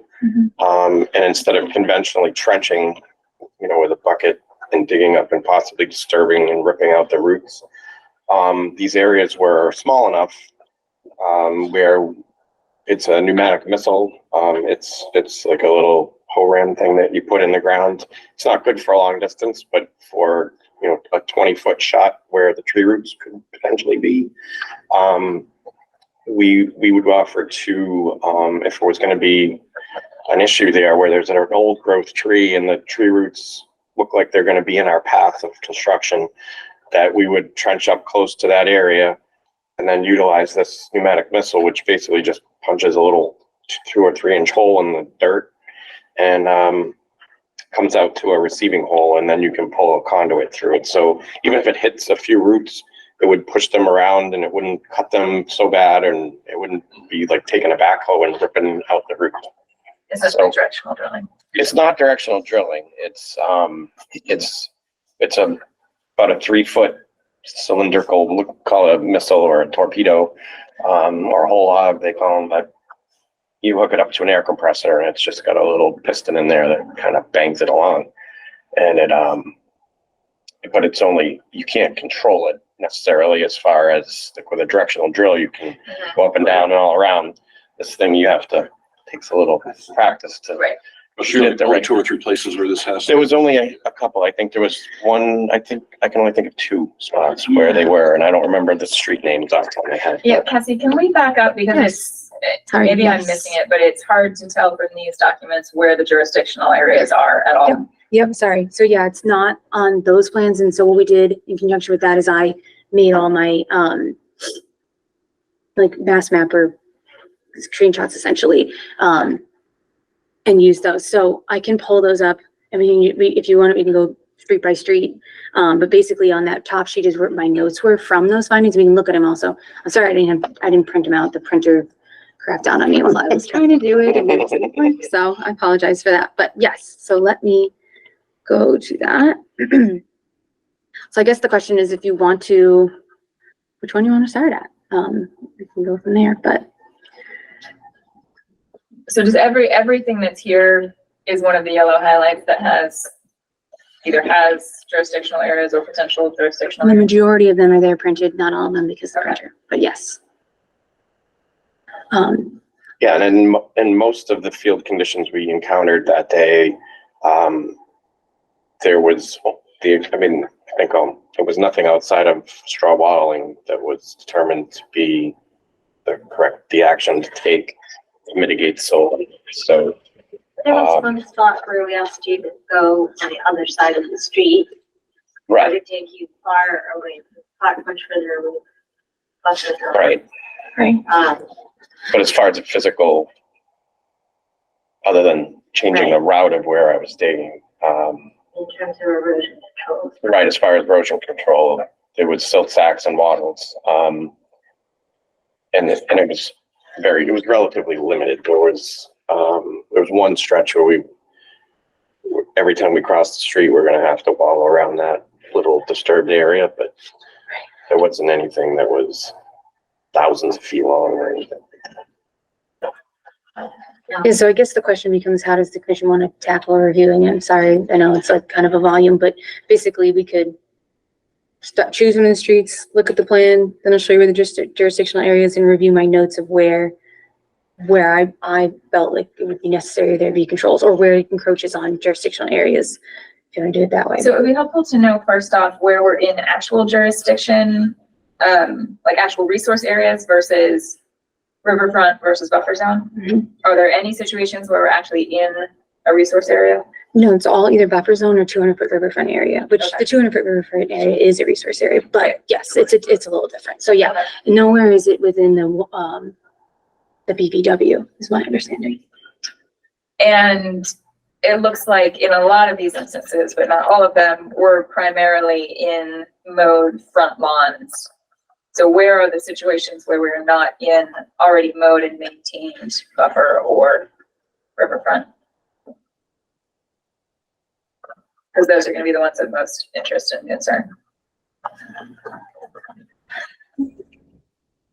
Seemed like, I don't know if you remember, Sarah, I mean, look at my notes specifically, we can see, but the majority of it it's all within the city's right of way. So the majority of it is either grass, lawn, or What about that neighborhood off of Oliver Street? That's kind of like the what's next. Perillan. Yep. The cul-de-sac. Yes. Yep. So that would probably be one of the locations where it encroached on it. So there was that one location. I have the house number here. Hold on just a second. So And it wasn't mowed front lawns. right. It was forest. But it was forest. Right? Yeah. Along there. So Holly Circle looks like it probably has that kind of condition. yep, Holly Circle, that one. So that was another piece of this. Sorry that I forgot to mention this. On a few of the streets, the work already started. That's how it came to the commission's attention. Meadow, it had already been done. Yep, so it was on Westview Terrace, Holly Circle, and, go on. Not Meadow, that's not right. All right, let's just go through street by street because it doesn't seem to be very effective. Okay, I know, I'm sorry, it's a large volume, so. Okay, cool. So, top of the list, we've got, Maxine Circle. So, let me close this real quick. Brittany Lane, sorry, that was, I was thinking Oh, of yeah. not Meadow. So my recommendation was that, wattle use be required at the end of the street for working near 12 Maxine Circle, as it's just barely outside the 100-foot buffer zone, the limit of work there. So it's close enough that I recommended that wattles be required. And I can show you that really quick. This looks like what would our resource be here? So I've got it. We Here we just go. buffer. Yep, it'd be the 100-foot buffer zone. So this blue, I did the conservative assessment and saw where the vegetation change was and measured 100 feet out from there, even though, it's projected farther in. But to be conservative, I went to the farthest point out that it seemed like this change of vegetation was and measured at 100 feet using the Mass Mapper tool. And then we can switch over and compare it to the plans. But in the area, in the vicinity of 12 Maxine Circle is where I recommended that wattles be required to be installed to ensure that during that excavation, there wouldn't be any, if there was a rain event, it couldn't flow over to it. And it looks like everything here is lawn. Yes. Okay. Questions? What's our next site? Okay. Sorry, just making my note. Okay, next site. I'm jumping between my lists here. Your note at the end says need plans. Jesse, what's That was an earlier, they hadn't submitted me these formal plans yet. Got it. I did receive them. So that might be a note on a lot of them, but I did Okay. get all the plans.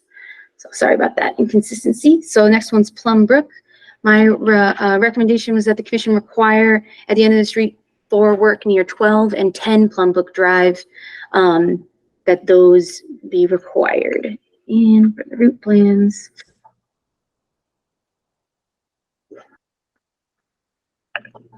Here's the mass map version. So what's our resource area? The stream, This- Plumbrook off to the, To the right by this image, yeah, to the east, excuse me. So I just measured from the edge of the tree line, 100 feet out. If I remember correctly, USGS stream sets did not seem to indicate that that would be perennial, but we could consider it 200-foot riverfront area to be safe. If we are wanted we, to. it looks like again, we're in It's too all long. maintained front lawns. Correct. Okay. Next. Okay. Was that one worked on before or after? I don't think so. That one did not receive work before. That, right? That one's not. Yeah. Okay. Good. Okay. Okay. Next one was Brittany Lane. And I don't think we have a print copy of that. Yeah. Sorry. I will pull it up. Wetlands very close to the road near 44 Hendrick Street and 2 Brittany Lane, where work is proposed within the 100-foot buffer zone. There's likely 200-foot riverfront area encroached on for work proposed between 4 and 6 Brittany Lane. So let me show you the plan first. This one where they already did it. Yeah. Is this? Do you remember, John? Is this where work is already? This one's occurring? already been done, yeah, this is like the first one we did. So when we went out there, it was pretty well vegetated. In the other sites where the work had already been done, I did a site visit. I required the erosion controls to be put in place, and those are still in place today. In this area, when we did our assessment, it was all vegetated again, so it wouldn't have been helpful to put the controls out again. But this is the plan, essentially. You keep that in your mind's eye. Basically, the entirety of the right side of the street, if you're heading towards the end circle there, Is and then this back off of, left. Yeah, thank you. Yes. Okay, here comes the mass map. So there's an outfall and a stream just to the, in that grassy area. I know this spot. Okay. Right. And then we've got the river back behind, below in the conservation area. Yeah. Mm-hmm. So this was measuring 200 feet from essentially the tree line is what I used to measure. And so, yeah, the work has already happened though, but I would have required a wattle be used. And it's already revegetated. When was the work done? 3 months ago, 3 months ago. And everything was stable, Cassie, at the point you were there? Yeah. Any signs of sediment movement or need for any restoration? Not that I could find. Okay. What's next? Okay, next one.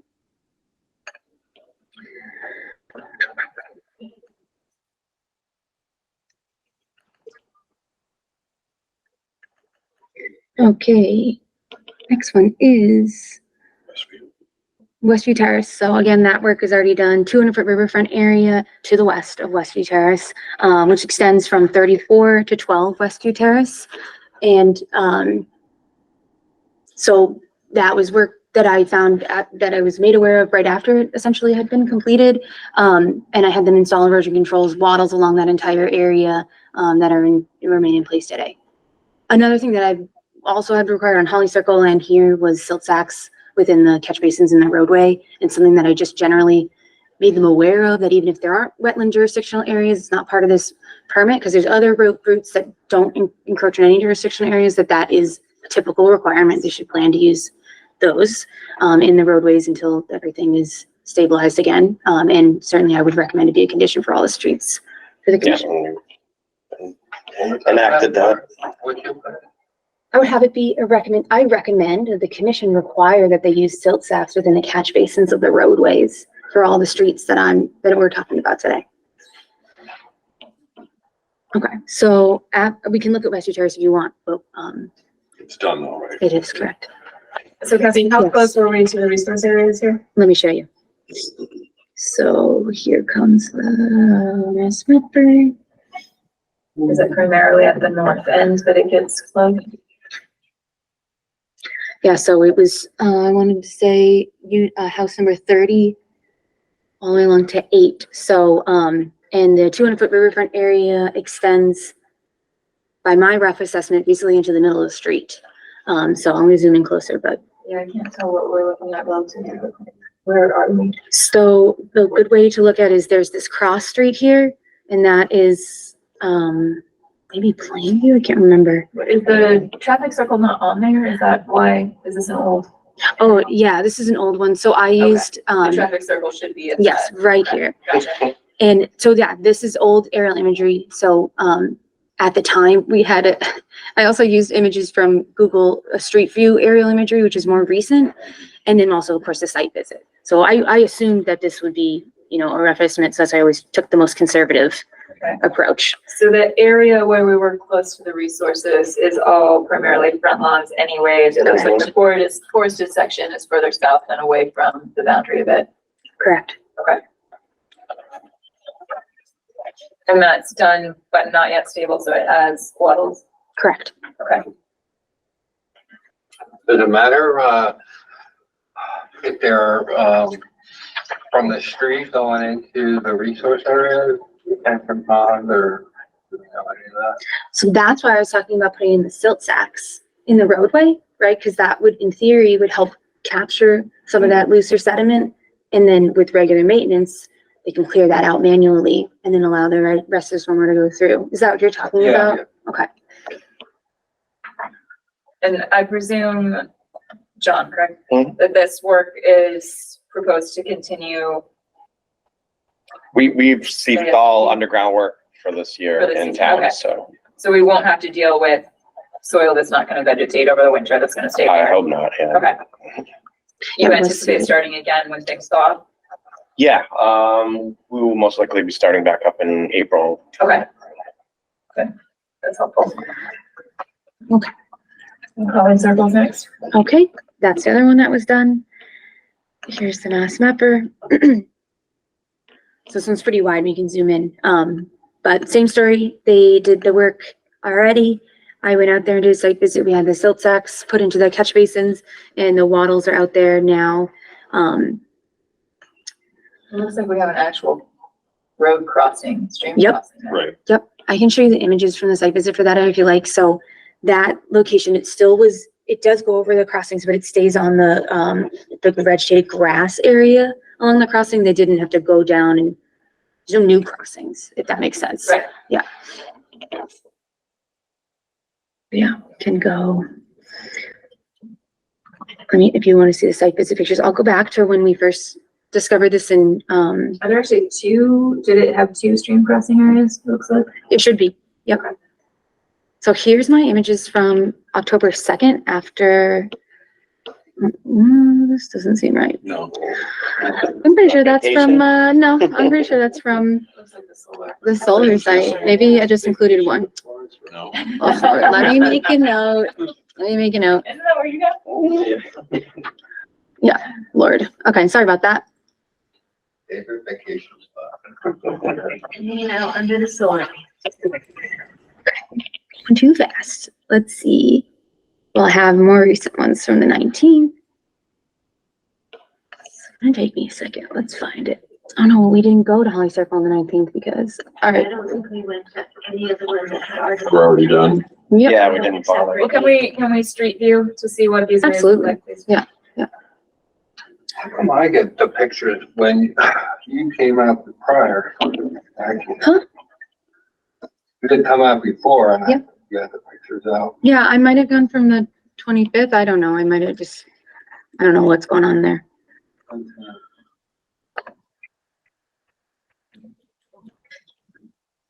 Right.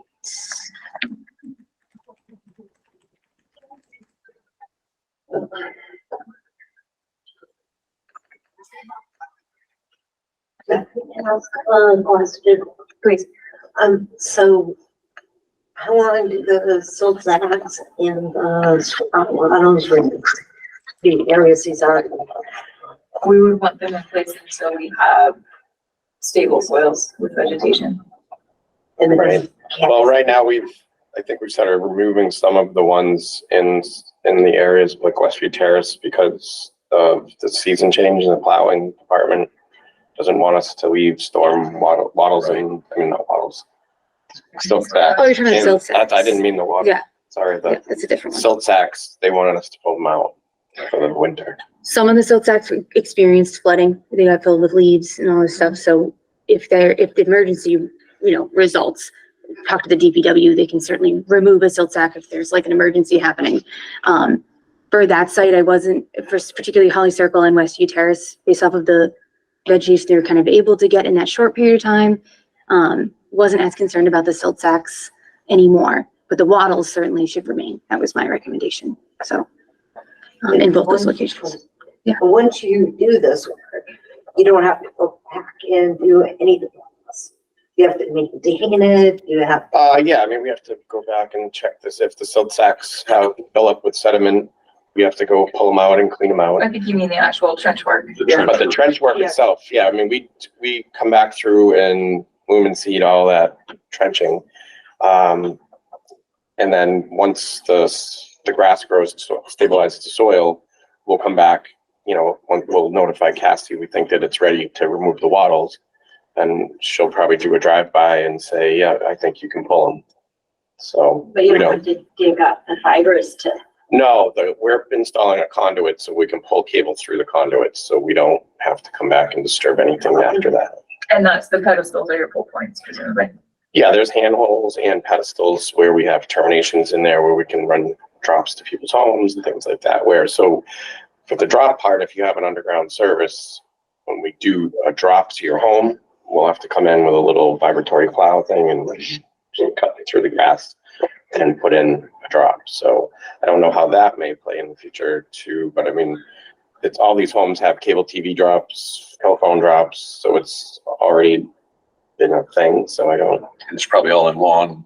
Also. Yeah, it's going to be right across people's lawns. Yeah. It will require an RDA if it's interstate area. Okay. Yeah. What would the typical area of excavation be there? 6 inches. Okay. A little small trench. And these are the only areas so once you do all these, that's it. Well, we're building on the telephone poles in the remaining parts of town, but these areas don't have telephone poles, so they're just have underground utilities. So we have to match. We can't. I think anybody would be excited if we came in and set a bunch of new telephone poles in their development with no telephone pole. Cassie, were you able to get the street through it? Yep. So sorry.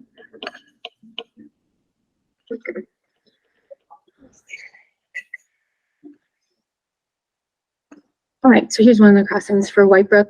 So there is like a little fence there, but you can see the extent of the crossing where like this shadow begins. The work, if I remember correctly, Yeah, right along the barrier. So can you take us down to street level? yes.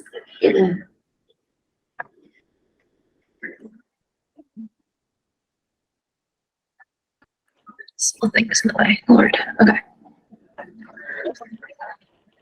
Okay. So, if I remember correctly, the work was done on this side of the street. Does that sound I think so. right? There's a little more space. I can get to the away and you can look back and see. So I'm guessing, don't know, but I'm guessing the culvert there is probably a pipe, not a box.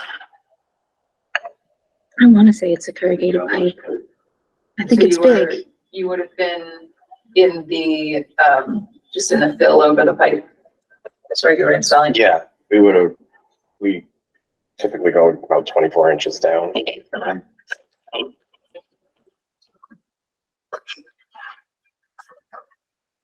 And Cassie, any indication of sedimentation into the stream? I looked for that. I didn't see any.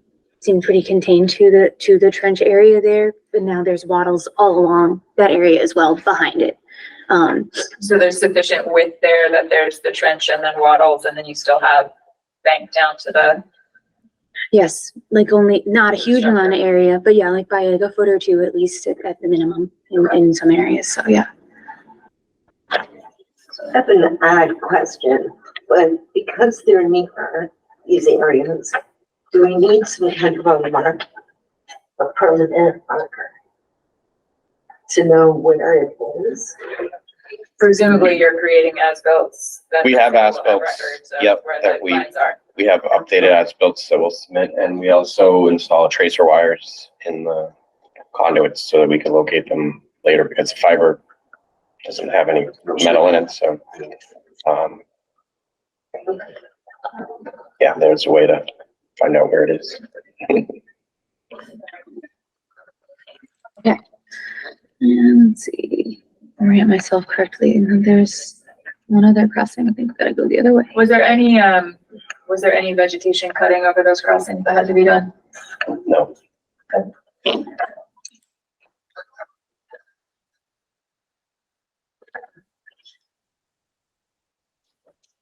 And this one you said, Cassie, is revegetated or it still has some bare spots? I would not be comfortable moving near there's wattles yet, no.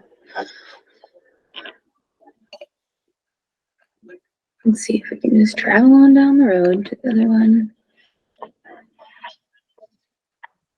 Nope, I think I've gone, I have to go the other way.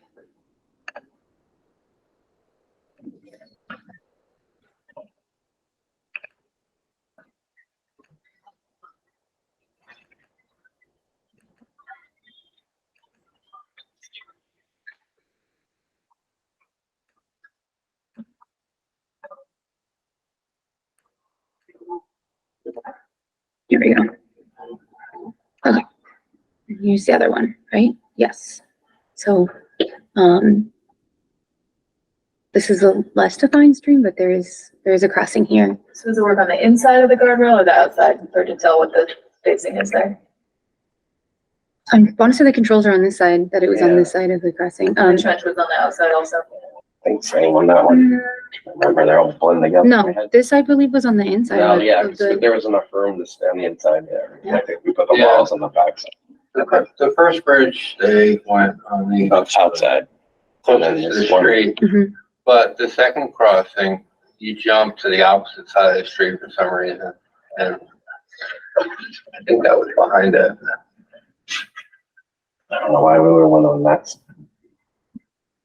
I don't know why you jumped over just for that bridge. That makes sense, but Similarly, no vegetation cutting or? No, there was no no. cutting of any vegetation. All right, and the wattle's still in place there as well? Mm-hmm. correct. All right. Is it Kenya? Kenya? I don't know that street. I know which one you mean. Hold on just a second. I have no idea what this is. Where is this? Oh, Alpha Strong. Okay.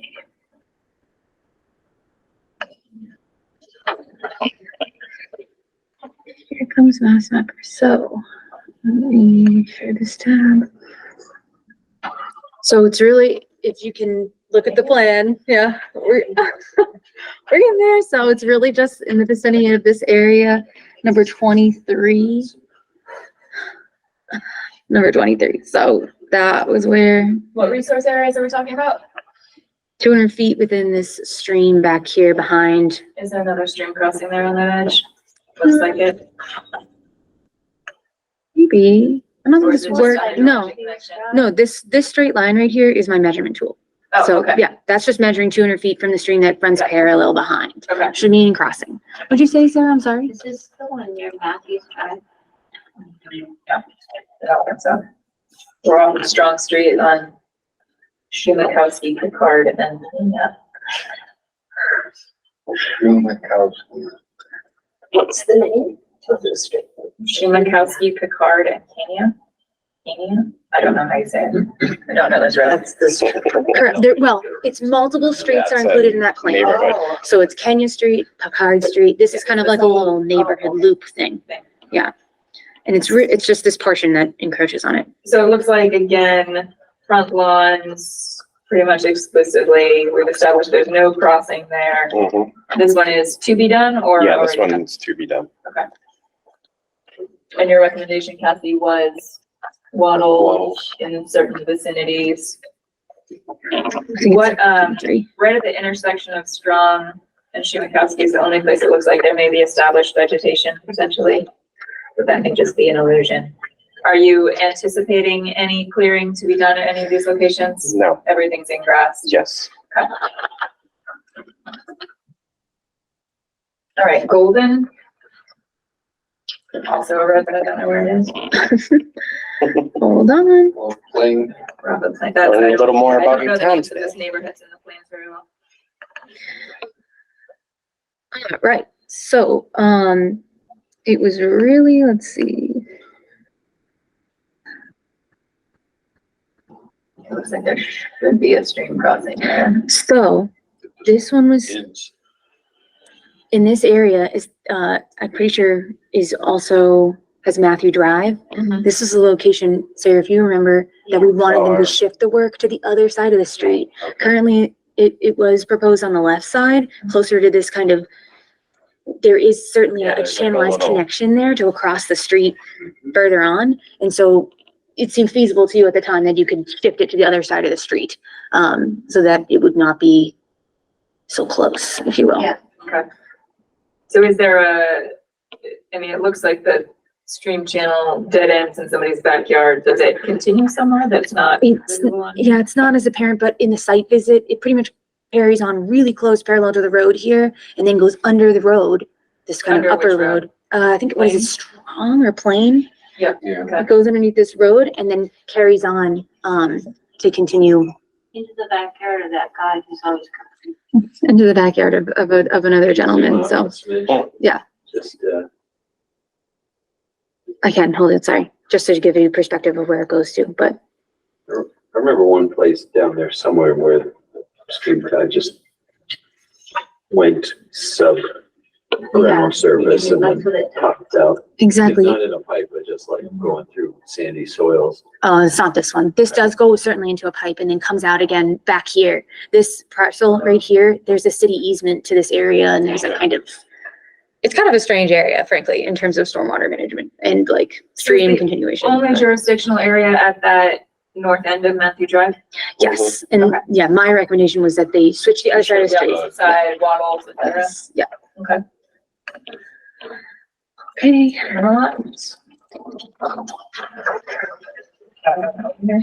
Yep, sorry, I didn't get that one. I'll show the plan in a second.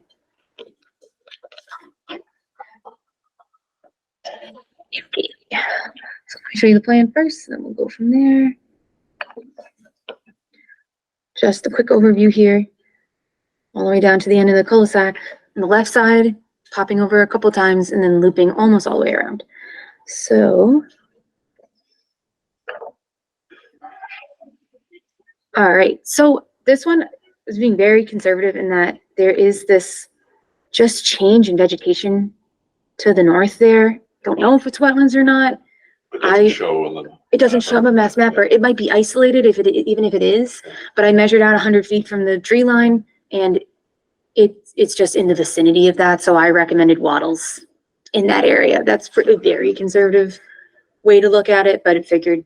No crossings, no waterways here. Correct. And the work would be closer within the grass. Yeah. doesn't even slow down. Slightly maybe, but like it wasn't a dramatic slope, I think. Yeah. The prior image on this street showed a couple of street crossings. Yeah. Can you do that using your pneumatic? We've had some issues. We have to pothole anytime. This is one of the troubles, and we usually use that for driveway crossings. Yep. For street crossings, it becomes a bit of a challenge because other utilities exist in the road, and we've had some issues where we've tried to be less disruptive and ended up being more disruptive. Right. So, as I'm sure you're all aware. So we do not employ that technique in crossing the road anymore. So we will open trench the road. To answer your question. Yeah, thank you. Okay. Are we good with this one or? Yeah. Okay. Concord, I think, is the next one. Do you have that plan or? I do. Okay, good. Here is. What do we find? Let me look at my notes for this one real quick. Is this one? So this is actually the Hannah Brook Drive is the section that is jurisdictional potentially. It's the other side of Hannah Brook. And Hannah Brook runs in the woods behind all the houses, correct? Correct. So I just want to bring up my note for this area. That was another one where we asked them to switch sides. It's woods on the correct side of the shown here. So this was the one where originally I was calling for a wattle that whole length, 48 to 24, but when we talked about it on site, it just pops over periodically. Is that correct? So Yeah, we'll so go we back have to those the street plan. But crossings, like on the other one. Somebody will get a little crazy over there. let's see here. So just so everyone can see what I'm talking about on the plan here. So the work, this along Hannah Brook here is where there is, approaching jurisdictional area, primarily on the other side of the street. They are, the majority of the work is on the opposite side of the street, but it does jump over a number of times. What is it, 6 times? And at least here for sustained length. So from the site visit, we kind of walked it back in terms of what I would recommend for wattles around those areas where they're going to jump over, not one long continuous strip for the whole thing. You had raised concerns about, maintenance and Yeah, and that was gonna be a lot of water to go down and across everybody's front yard for the entire length of that street. Yeah. Was gonna be a little unnecessary. Yeah, It's all mowed, maintained lawns. and you're in front of people's houses and all of like, I think it's highly unlikely you're gonna have sediment migrate across their lawns through the forest. It would be very far. It would be very far. But yeah, so, that's just a conservative approach. So, I can identify what house numbers those are specifically for the permanent, for the commission issued one. Hannah Brook Drive, didn't we already do that one? So they're labeled in a kind of a funny way, yeah, but it's another section. So, let's just see how this one's different. Yeah, so it's actually kind of at the end of that parcel. So let's see. It's not clear where the jurisdictional area would be. It's really up at the top corner. So, where it just gets close. Let's see if I can make it move over here. So this one, it was kind of a strange thing where it maps this stream and then it kind of disappears across the way. It's highlighting this bar in a weird way. There we go. The vegetation continues across the street. So I was like, as a really safe bet, where the vegetation changed, I measured 100 feet. But across the street that we're not doing any work on, across Silver Street. Can you Yes. what you're talking about? Yeah, sorry. So, this stream, I thought maybe there's a chance it continues on.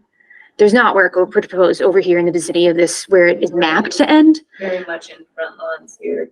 Agreed, definitely. So it was kind of just measuring 100 feet out from where there might be a stream back there if it continues on underneath the road there. But I couldn't trespass on their property to see if it is or isn't, so I just assumed it was.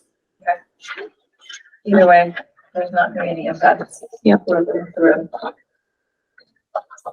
Applewood, you don't have that one. All right, hold on.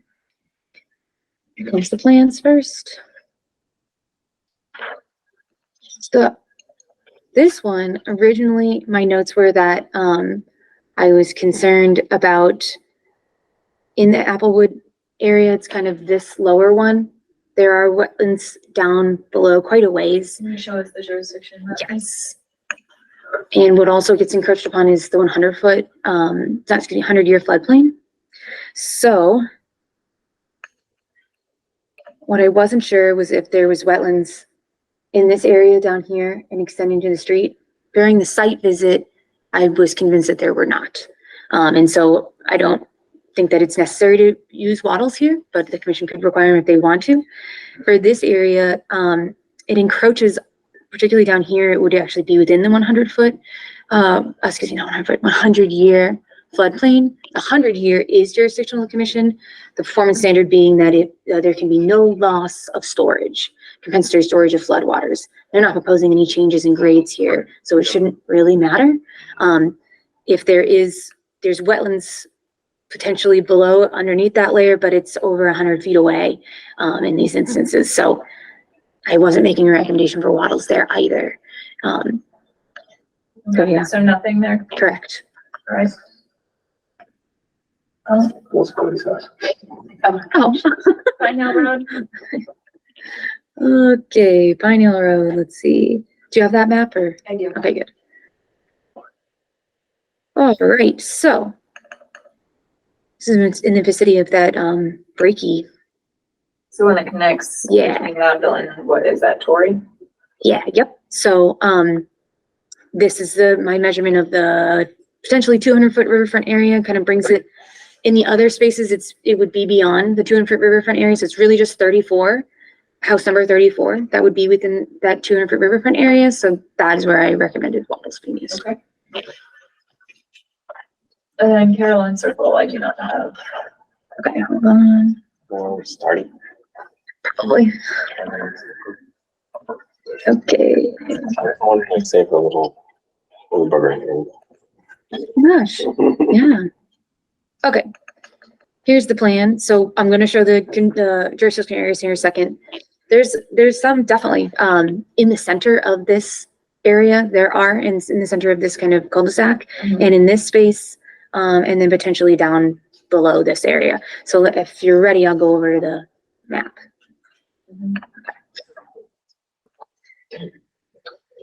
So, yes. Yep, I did find some old files for this area as well. So, this is measuring 200 feet from this stream that kind of runs along. So it does get close to the 200-foot riverfront area. This is also an area where it wasn't as much lawn in terms, it really was kind of like trees very close to the edge of the road there. Still no expectations of clear vegetation though? No. Okay.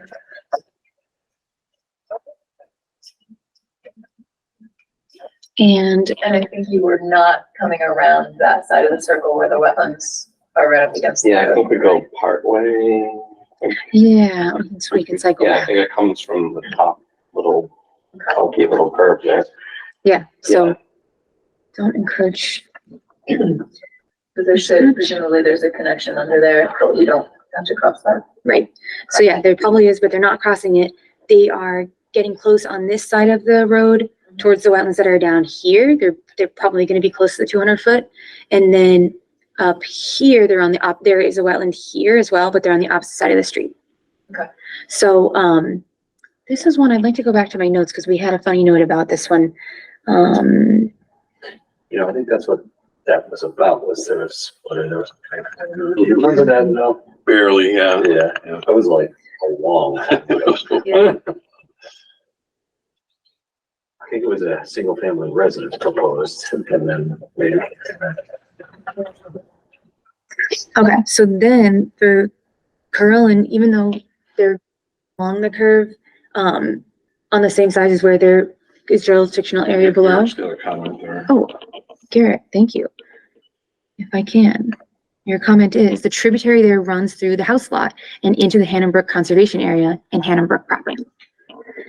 And then my note about the work in this area was that for Curlin Circle, it was determined that only wattles outside of 36 Curlin Circle to the left of the house, when facing the house, would be needed because there's a natural berm. We can do a street view if you want, but kind of just along that area, that seemed like it was redundant. Yeah. And then, yeah, the rest is on the opposite side of the street. So we talked about all my other notes. The other thing, just reiterating, silt sacks, every single street, whether it's jurisdictional or not, that would be expected for the entirety. Let's see, so I believe that should be it. There's other, so it's a lot of areas, but I do think that the RDA is appropriate in this instance due to the nature of the work and the volume of where is actually within jurisdictional areas. All right, so no vegetation clearing, silt sacks in adjacent catch basins, and wattles at the locations we identified as potential concerns. There, I believe, were no additional stream crossings that haven't already been done? No. Okay. So in general, we're fairly distant from the resource areas. I don't have too many concerns about sediment transport, and we're not expecting any additional work until spring when we'll be able to get revegetation rapidly afterwards. So no issues about soil that would be bare for a long time. I don't see any need for additional controls beyond that. Sounds very reasonable. Any other comments? Can I vote on the subject or conflict of interest? I live on Holly. Then yes, you should recuse yourself. It's public and it applies to everyone. But not everyone is on the ground. Okay, I'll recuse myself. All right, so our options, and Cassie, I assume you're gonna fill in the streets included in this permit are? Yes. Okay. So we want negative determination number 3, Which would be. conditions that we discussed. Work is within the buffer zone as defined, but will not alter an area subject to jurisdiction of the act, therefore does not require the voting of notice of intent subject to voting conditions.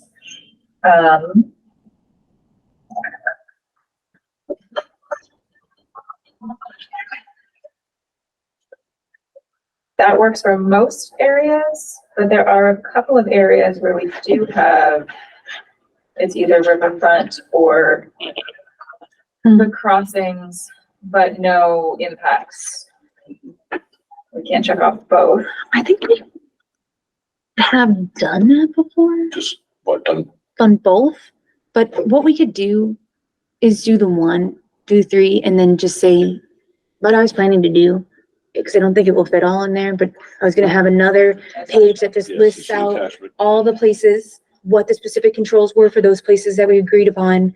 And then in there, you know, on there, you could note, you know, these are, see attached for specifics, but, you know, controls as noted, and then silt sacks on all locations and a pre-construction visit per street.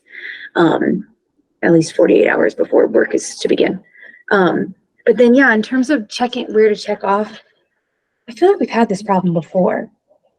I think we could do both, and then in my note, I can explain which ones no impact, but are, but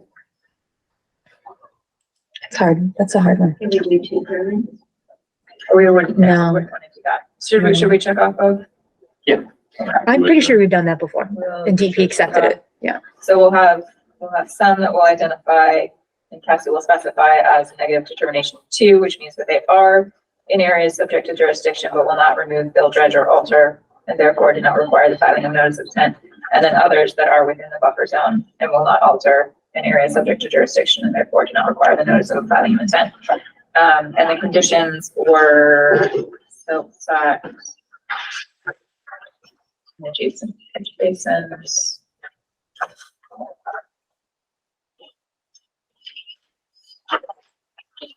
waddles at locations described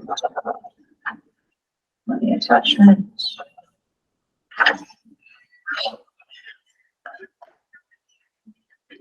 What was our other one? No vegetation clearing. So, Yeah, that's a good one. And then, site visit prior. Yeah, 48-hour notice.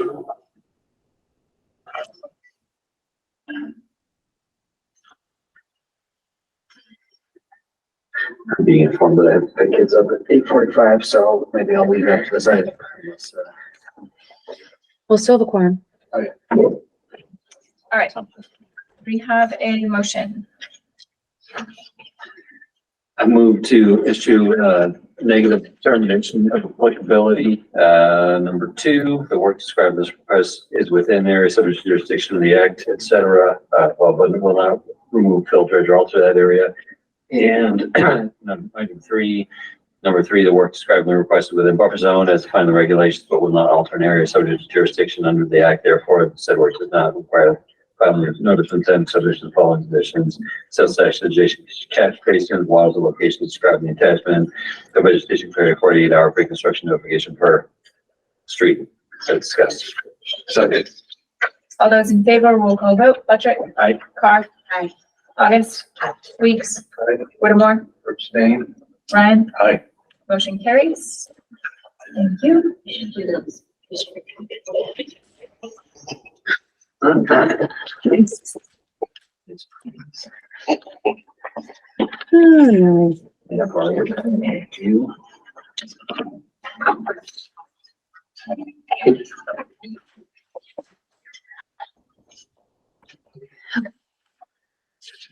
They're gonna sign it, Too. I'm gonna sign it. Actually, I'm not gonna get back to you by any means, because I Oh, can't no, read, we're right? out So, late tonight. I know how to get out. okay, I'm not going anywhere, so. All right. But I will get it. Just as a note, should anything similar arise in the future, if we could have maps that are already marked up with jurisdictional areas, that would rapidly. Right, understood. Yeah, I apologize. Well, it all kind of became a thing because we were unaware that we were applying for these permits and they were coming in. We were like, "Ooh, okay, let's go dig." So, yeah, I got the process now. Cassie's been super helpful. And we've been working together very well with her and the other factions in the town. So thank you all for your time tonight, consideration. Appreciate it. Yeah, thank you. I'll be in touch. All right, Cassie, thank you. You're welcome. Have a great evening, everyone. Thanks. You too. Good night. Okay. Oh, thanks, Ben. All right. Yeah. Do you need a minute, Cassie? Do I Should I just go? believe? Anything enforcement? Yeah, next would be enforcement items, so. So long. Thank you, Dan. Good night, Dan. All right, we have no request for certificate of compliance. Item 6, enforcement action. Kathy, I think we have at least one update. Correct. So the first one. First one is for 93 Northampton Street. The commission asked me to do a site visit, meeting to the BBW restoration area. They did that work, and for the historical BBW in the backfield. Actually, sorry, before I do this, yeah. We might want to take 69 out of order. I think, Carlos, if you're here, raise your hand. We can switch to yours first. Sorry, if that's okay with the commission. Can we just talk about, so that we're already started? Okay, we're already started. Sorry, Carlos. Yeah, this won't take long. So, I did the site visit.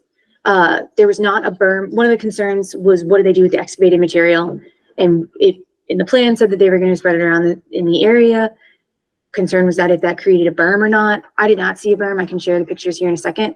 Then the other question was what controls were used. The area was covered with straw, but there were no perimeter controls around it. I didn't see any migration of sediment, but I don't know if the commission wants to request more. But it's really up to you. But yeah, let me show you the pictures here. The area does look wet, which is interesting. So,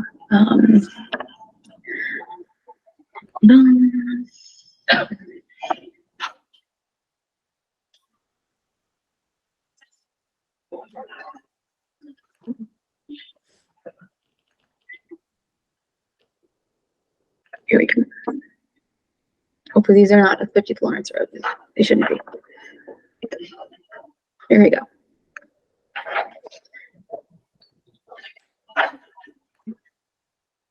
Okay, this is approaching the area. And just an overview of the space. The orange things that you see in there is the fencing that they were going to put in around the plantings, for the larger plantings. So getting closer. Okay, now I'm kind of like panning around. Where you can see it, the pink flagging indicates where the edge of the BBW is. And then beyond that is where it seems that they spread the fill. Okay. So you can barely see. One of them's here. In other pictures, it hopefully will be clearer. Yep, so still panning around. Panning around. So the stream and the crossing is kind of like behind me from this vantage point. Yeah, I can zoom in more if anybody wants me to, but I took some closer pictures of some of these areas. So in this picture, I'm gonna zoom in a lot. You can see there is a pink flag, that's kind of one of the extents, and then it kind of comes around.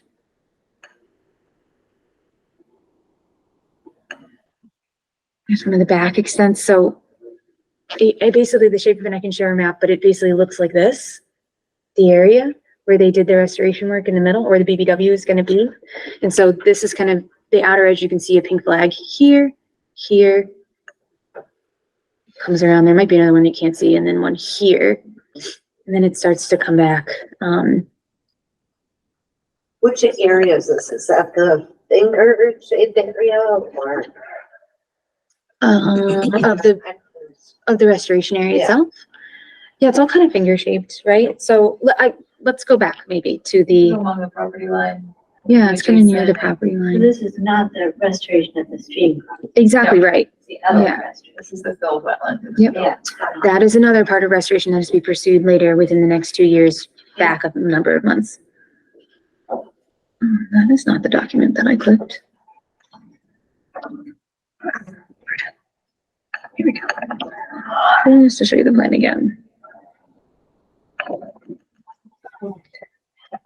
It is this shape right here. Oh, you're not seeing it. I'm sorry. There we go. See, that comes after the finger. Yeah. Finger shape on- Yeah, so yeah, yep, that's how I interpreted it.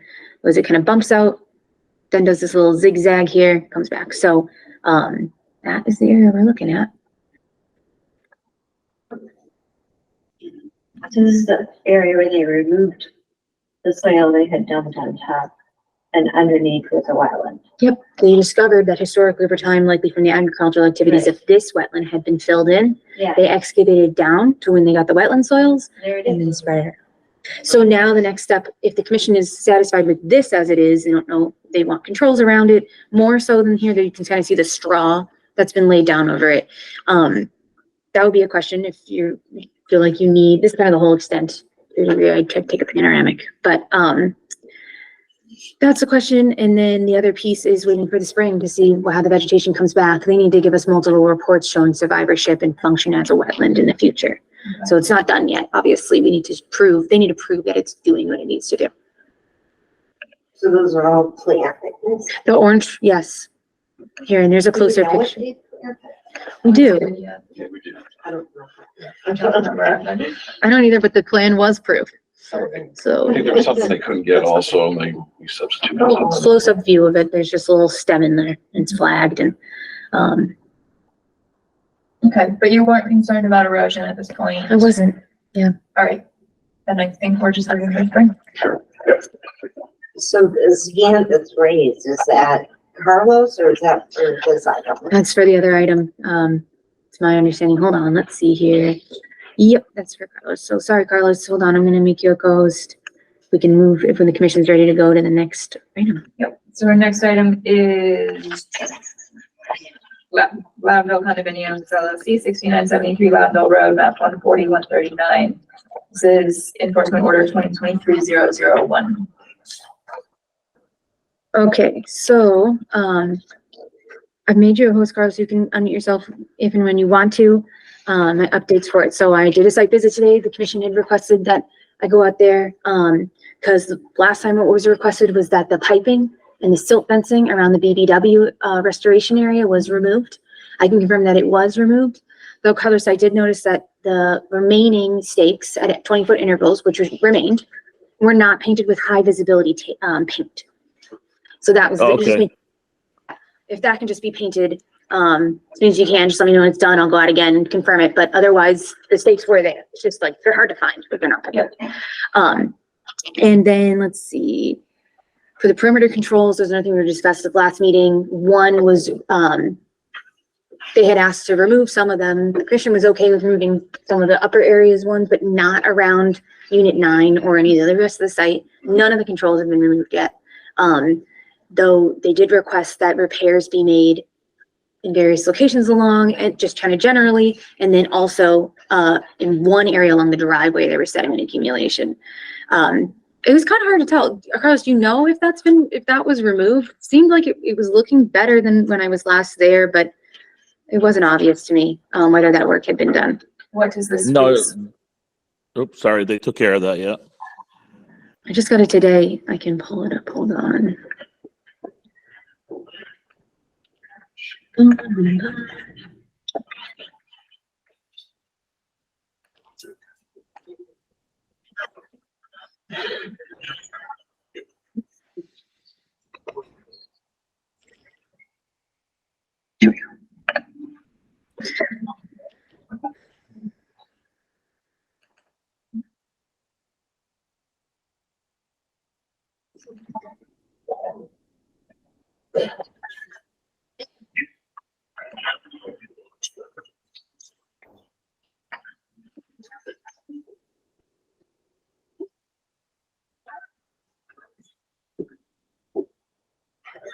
Okay, I'm gonna share my screen. So this one was from Day. I haven't reviewed it beforehand. Catch basin filter sacks, routine maintenance, perimeter silt fence, routine maintenance. Yes. Yes, minor Do fixing. they require routine maintenance? Is that what it does there? Yes. So there's a lot of things that need still attended to. So first, this condition was first observed today. Minor fixing of collapsing fence needed. PBD restoration area, no. Stable condition. Stockpile erosion control, no. Stable with perimeter fence, needs to be enclosed at end of each workday. Stormwater basin, yes. Today, perimeter fencing has some undermining occurring, which sediment may impede infiltration. So it sounds like there's sediment going into the basin of that main large basin in the back.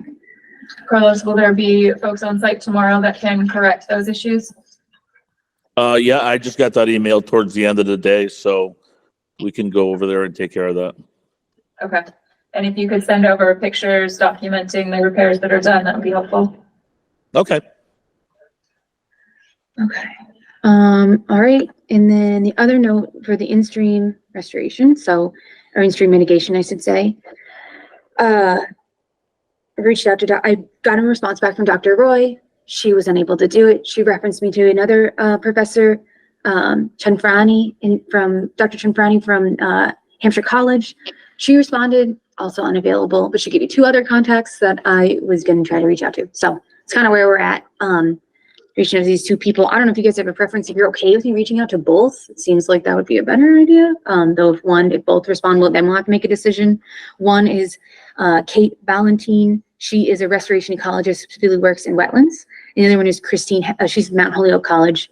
And then from UMass is Dr. Christine Hatch, who's a geoscientist who works in groundwater to surface water interactions. And Dr. Chanfrani believed that she has also done work in wetland restoration. So I will 3. Christine Hatch would be a good resource. Start there? Yeah, I would start there. And she may have grad students or other recommendations. Okay. Wouldn't have any grad students. Gotcha.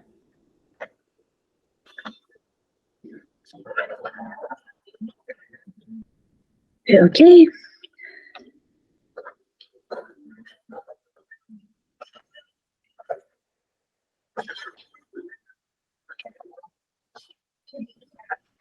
Okay, so yeah, those corrections from the SWIP report and then painting with high vis of the stakes is really the outstanding piece. And then coming back, I'll keep working on the mitigation, in-stream mitigation, reach out to the Dr. Hatch, and then in the springtime, we'll be looking at the plantings. Sounds good.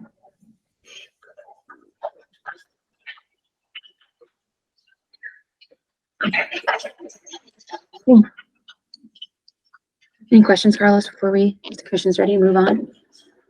No, I'm all set. Okay, thank you. Thank you. Thank you. Yep, thanks. Have a good night.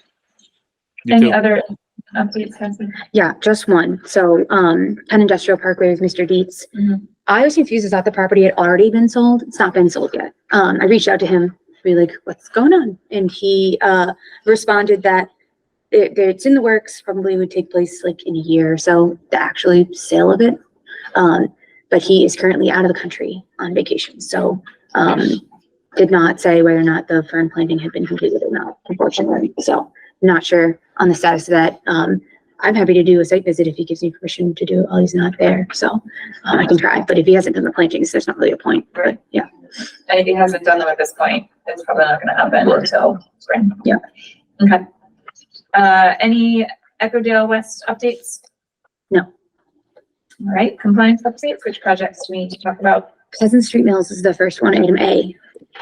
And this is just an extension request. So, Jeff provided the city planner provided a letter. This is a big file, but on the top piece of matters of the stage, is the extension request. They're requesting to extend it again for a number of 3 years. It's been extended a number of times, but in this instance, hopefully maybe at the next meeting, Jeff was planning to come speak to the commission. They want to do an investigation of like that basin. Is it supposed to be a replication area? Not clear. We never understood that to be the way before.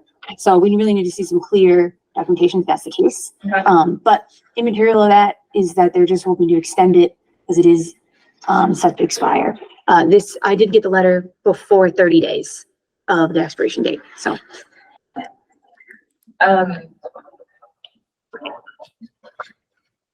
When he's here next time. So I think we have to It might vote on, we expire. probably have to vote on it now. Yes. It will expire. Does it expire today? Is that what it is? I want to say it's No. 23rd, but the next meeting's on the 27th, so. Yeah, I would just like to drive home to planner bag that we don't wanna extend this again in 3 years, so Okay. let's get it dealt with. Fair enough. Do we have a, motion? What are things we can call that we do here? Gotta eat dinner, guys. I know. Motion to extend, the Pleasant Street Mills project for 3 years. All those in favor, roll call vote. Carr? August? Weeks? Whittemore? Aye. Ryan? Aye. Motion carries. Awesome. We don't need to sign anything on Yeah, you do. Yes, is that the right it should be the back page of the first page, back of the first page. There it is.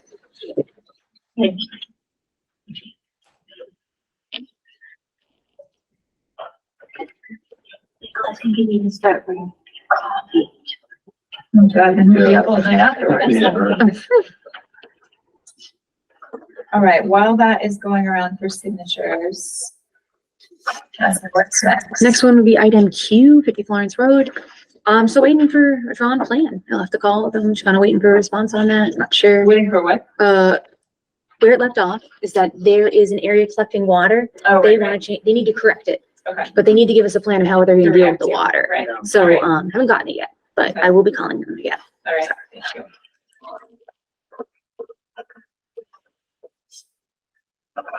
Okay.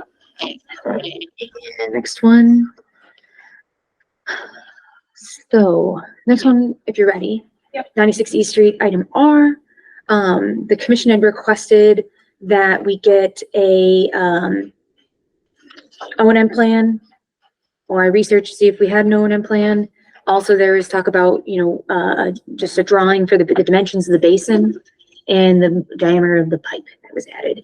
I do not have any of those items for you today. I just wasn't able to do it. I did a site visit, and I know that, sounds like Jay would do Yeah, it. I went up there. Yeah, I haven't done a site visit since you guys, Everything was in good shape. Yeah. but so, it sounds like we just need to table this for the next meeting. Okay, so Sorry. we're just waiting on that updated information we requested before we can close it out. Great. Okay, that was it for ongoing projects. As soon as anything else, otherwise we can go next. General business, meeting minutes from October 23rd. Yep, so, I got the corrections from Deb. I got corrections from you, Sarah. I've not implemented them yet, but, I can implement them. If the commission wants to approve them under knowing that I'm going to do it, it's up to you. Yeah, okay, okay. Right. Do we have a motion to accept with the typographical corrections pending? Motion to accept meeting minutes from October 23rd, 2023. Second. All those in favor, Carr? August? Weeks? Aye. Whittemore? Ryan? Aye. Motion carries. Thank you. 2024 meeting schedule review. Yes, so I implemented the changes the commission requested. The ones, so basically what that resulted in was maintaining having two meetings per month where possible. I think it's just in December now that we are doing it. All the ones that have an asterisk next to them are ones that are occurring outside of our normal second and fourth Monday schedule, like pattern. So I tried to indicate it to folks that way. So they kind of get a chance to know that one's gonna be weird. And then, what was the other thing? I adjusted all the submittal deadlines accordingly for that as well. None of those dates result in back-to-back weekly meetings. There's always a week in between as a result. I also needed to confirm with the clerk that it wasn't going to be a problem. She confirmed that was okay. For meeting space, you mean? Correct. Yeah. And then the last piece was for the folks that do meet here some days on the first Monday of the month is the Easthampton City Arts Council, I believe is what it's called. And I spoke with Pascalina, who is the City Arts Coordinator, and she said it would it would be fine. What they're probably going to do is move their meetings permanently to being on the first floor as opposed to in this location. I'm waiting for one final confirmation with her that that's okay. She said it was cool as long as I checked with Barbara, and Barbara said it was okay. So I brought it back to her. She just needs to respond to my email. So I think it should be fine. I think if the commission kind of conditionally approves it, I think we'd be good to go. I'd be very surprised if it became a problem. Okay. But if it does, I'll come back. Sounds good to me. And you checked that none of the submittal or the league, I guess it'd be the legal ad publication deadlines. None of those are holidays either. Some of them encroach on different holidays, and I adjusted them accordingly. Okay. To meet the 5 business day requirement. Yeah. Questions, comments? Sounds good. All right. Do we need to formally accept this or? I don't think we need a vote on this. I don't know if you normally do or not. I mean, it can hurt, but it's up to you guys. I don't know. If we don't need to, let's not. Okay. All right. Renewed electronic signature vote. Did we already do that? No, Oh, okay. it's not necessarily that. And well, again, correct me if I'm wrong, but there was a request to wait until the rest of the commission was here before voting, since like I think we had 2 people missing. So we wanted to just run it by anybody else who wasn't here. What this is, I'm happy to read it again, but a quick summary. Yeah. Just Well, better unless, language. I don't know who wasn't here. And I think Dan wasn't here. Yeah. Right. He's gone. Listen to him again. Should we just pass and Yeah, come back it to doesn't it? matter. If you want to, yeah, that's Let's come fine. back to it. Pass it. Okay. Okay, thank you. Wetlands ordinance, the working group met again last week, I think. Continuing to make progress, nothing earth shattering to report. We have another meeting scheduled, I forget when, a few weeks out. November 28th. Yep, so we have still probably a couple meetings, but if we have anything to bring them for everyone. That's all I have to say about that. Our next item, item 10, would be a motion to adjourn. I move that we adjourn, meeting of November 13th. All those in favor, Carr? August? Weeks? Aye. Whittemore? Aye. Ryan? Aye. Motion carries. It is 8:58. We are concluding the November 13th meeting of the Easthampton Conservation Commission in just under 3 hours, and we will meet again on November 27th at 6 p.m. This government meeting is brought to you by Eastworks and our local cable subscribers.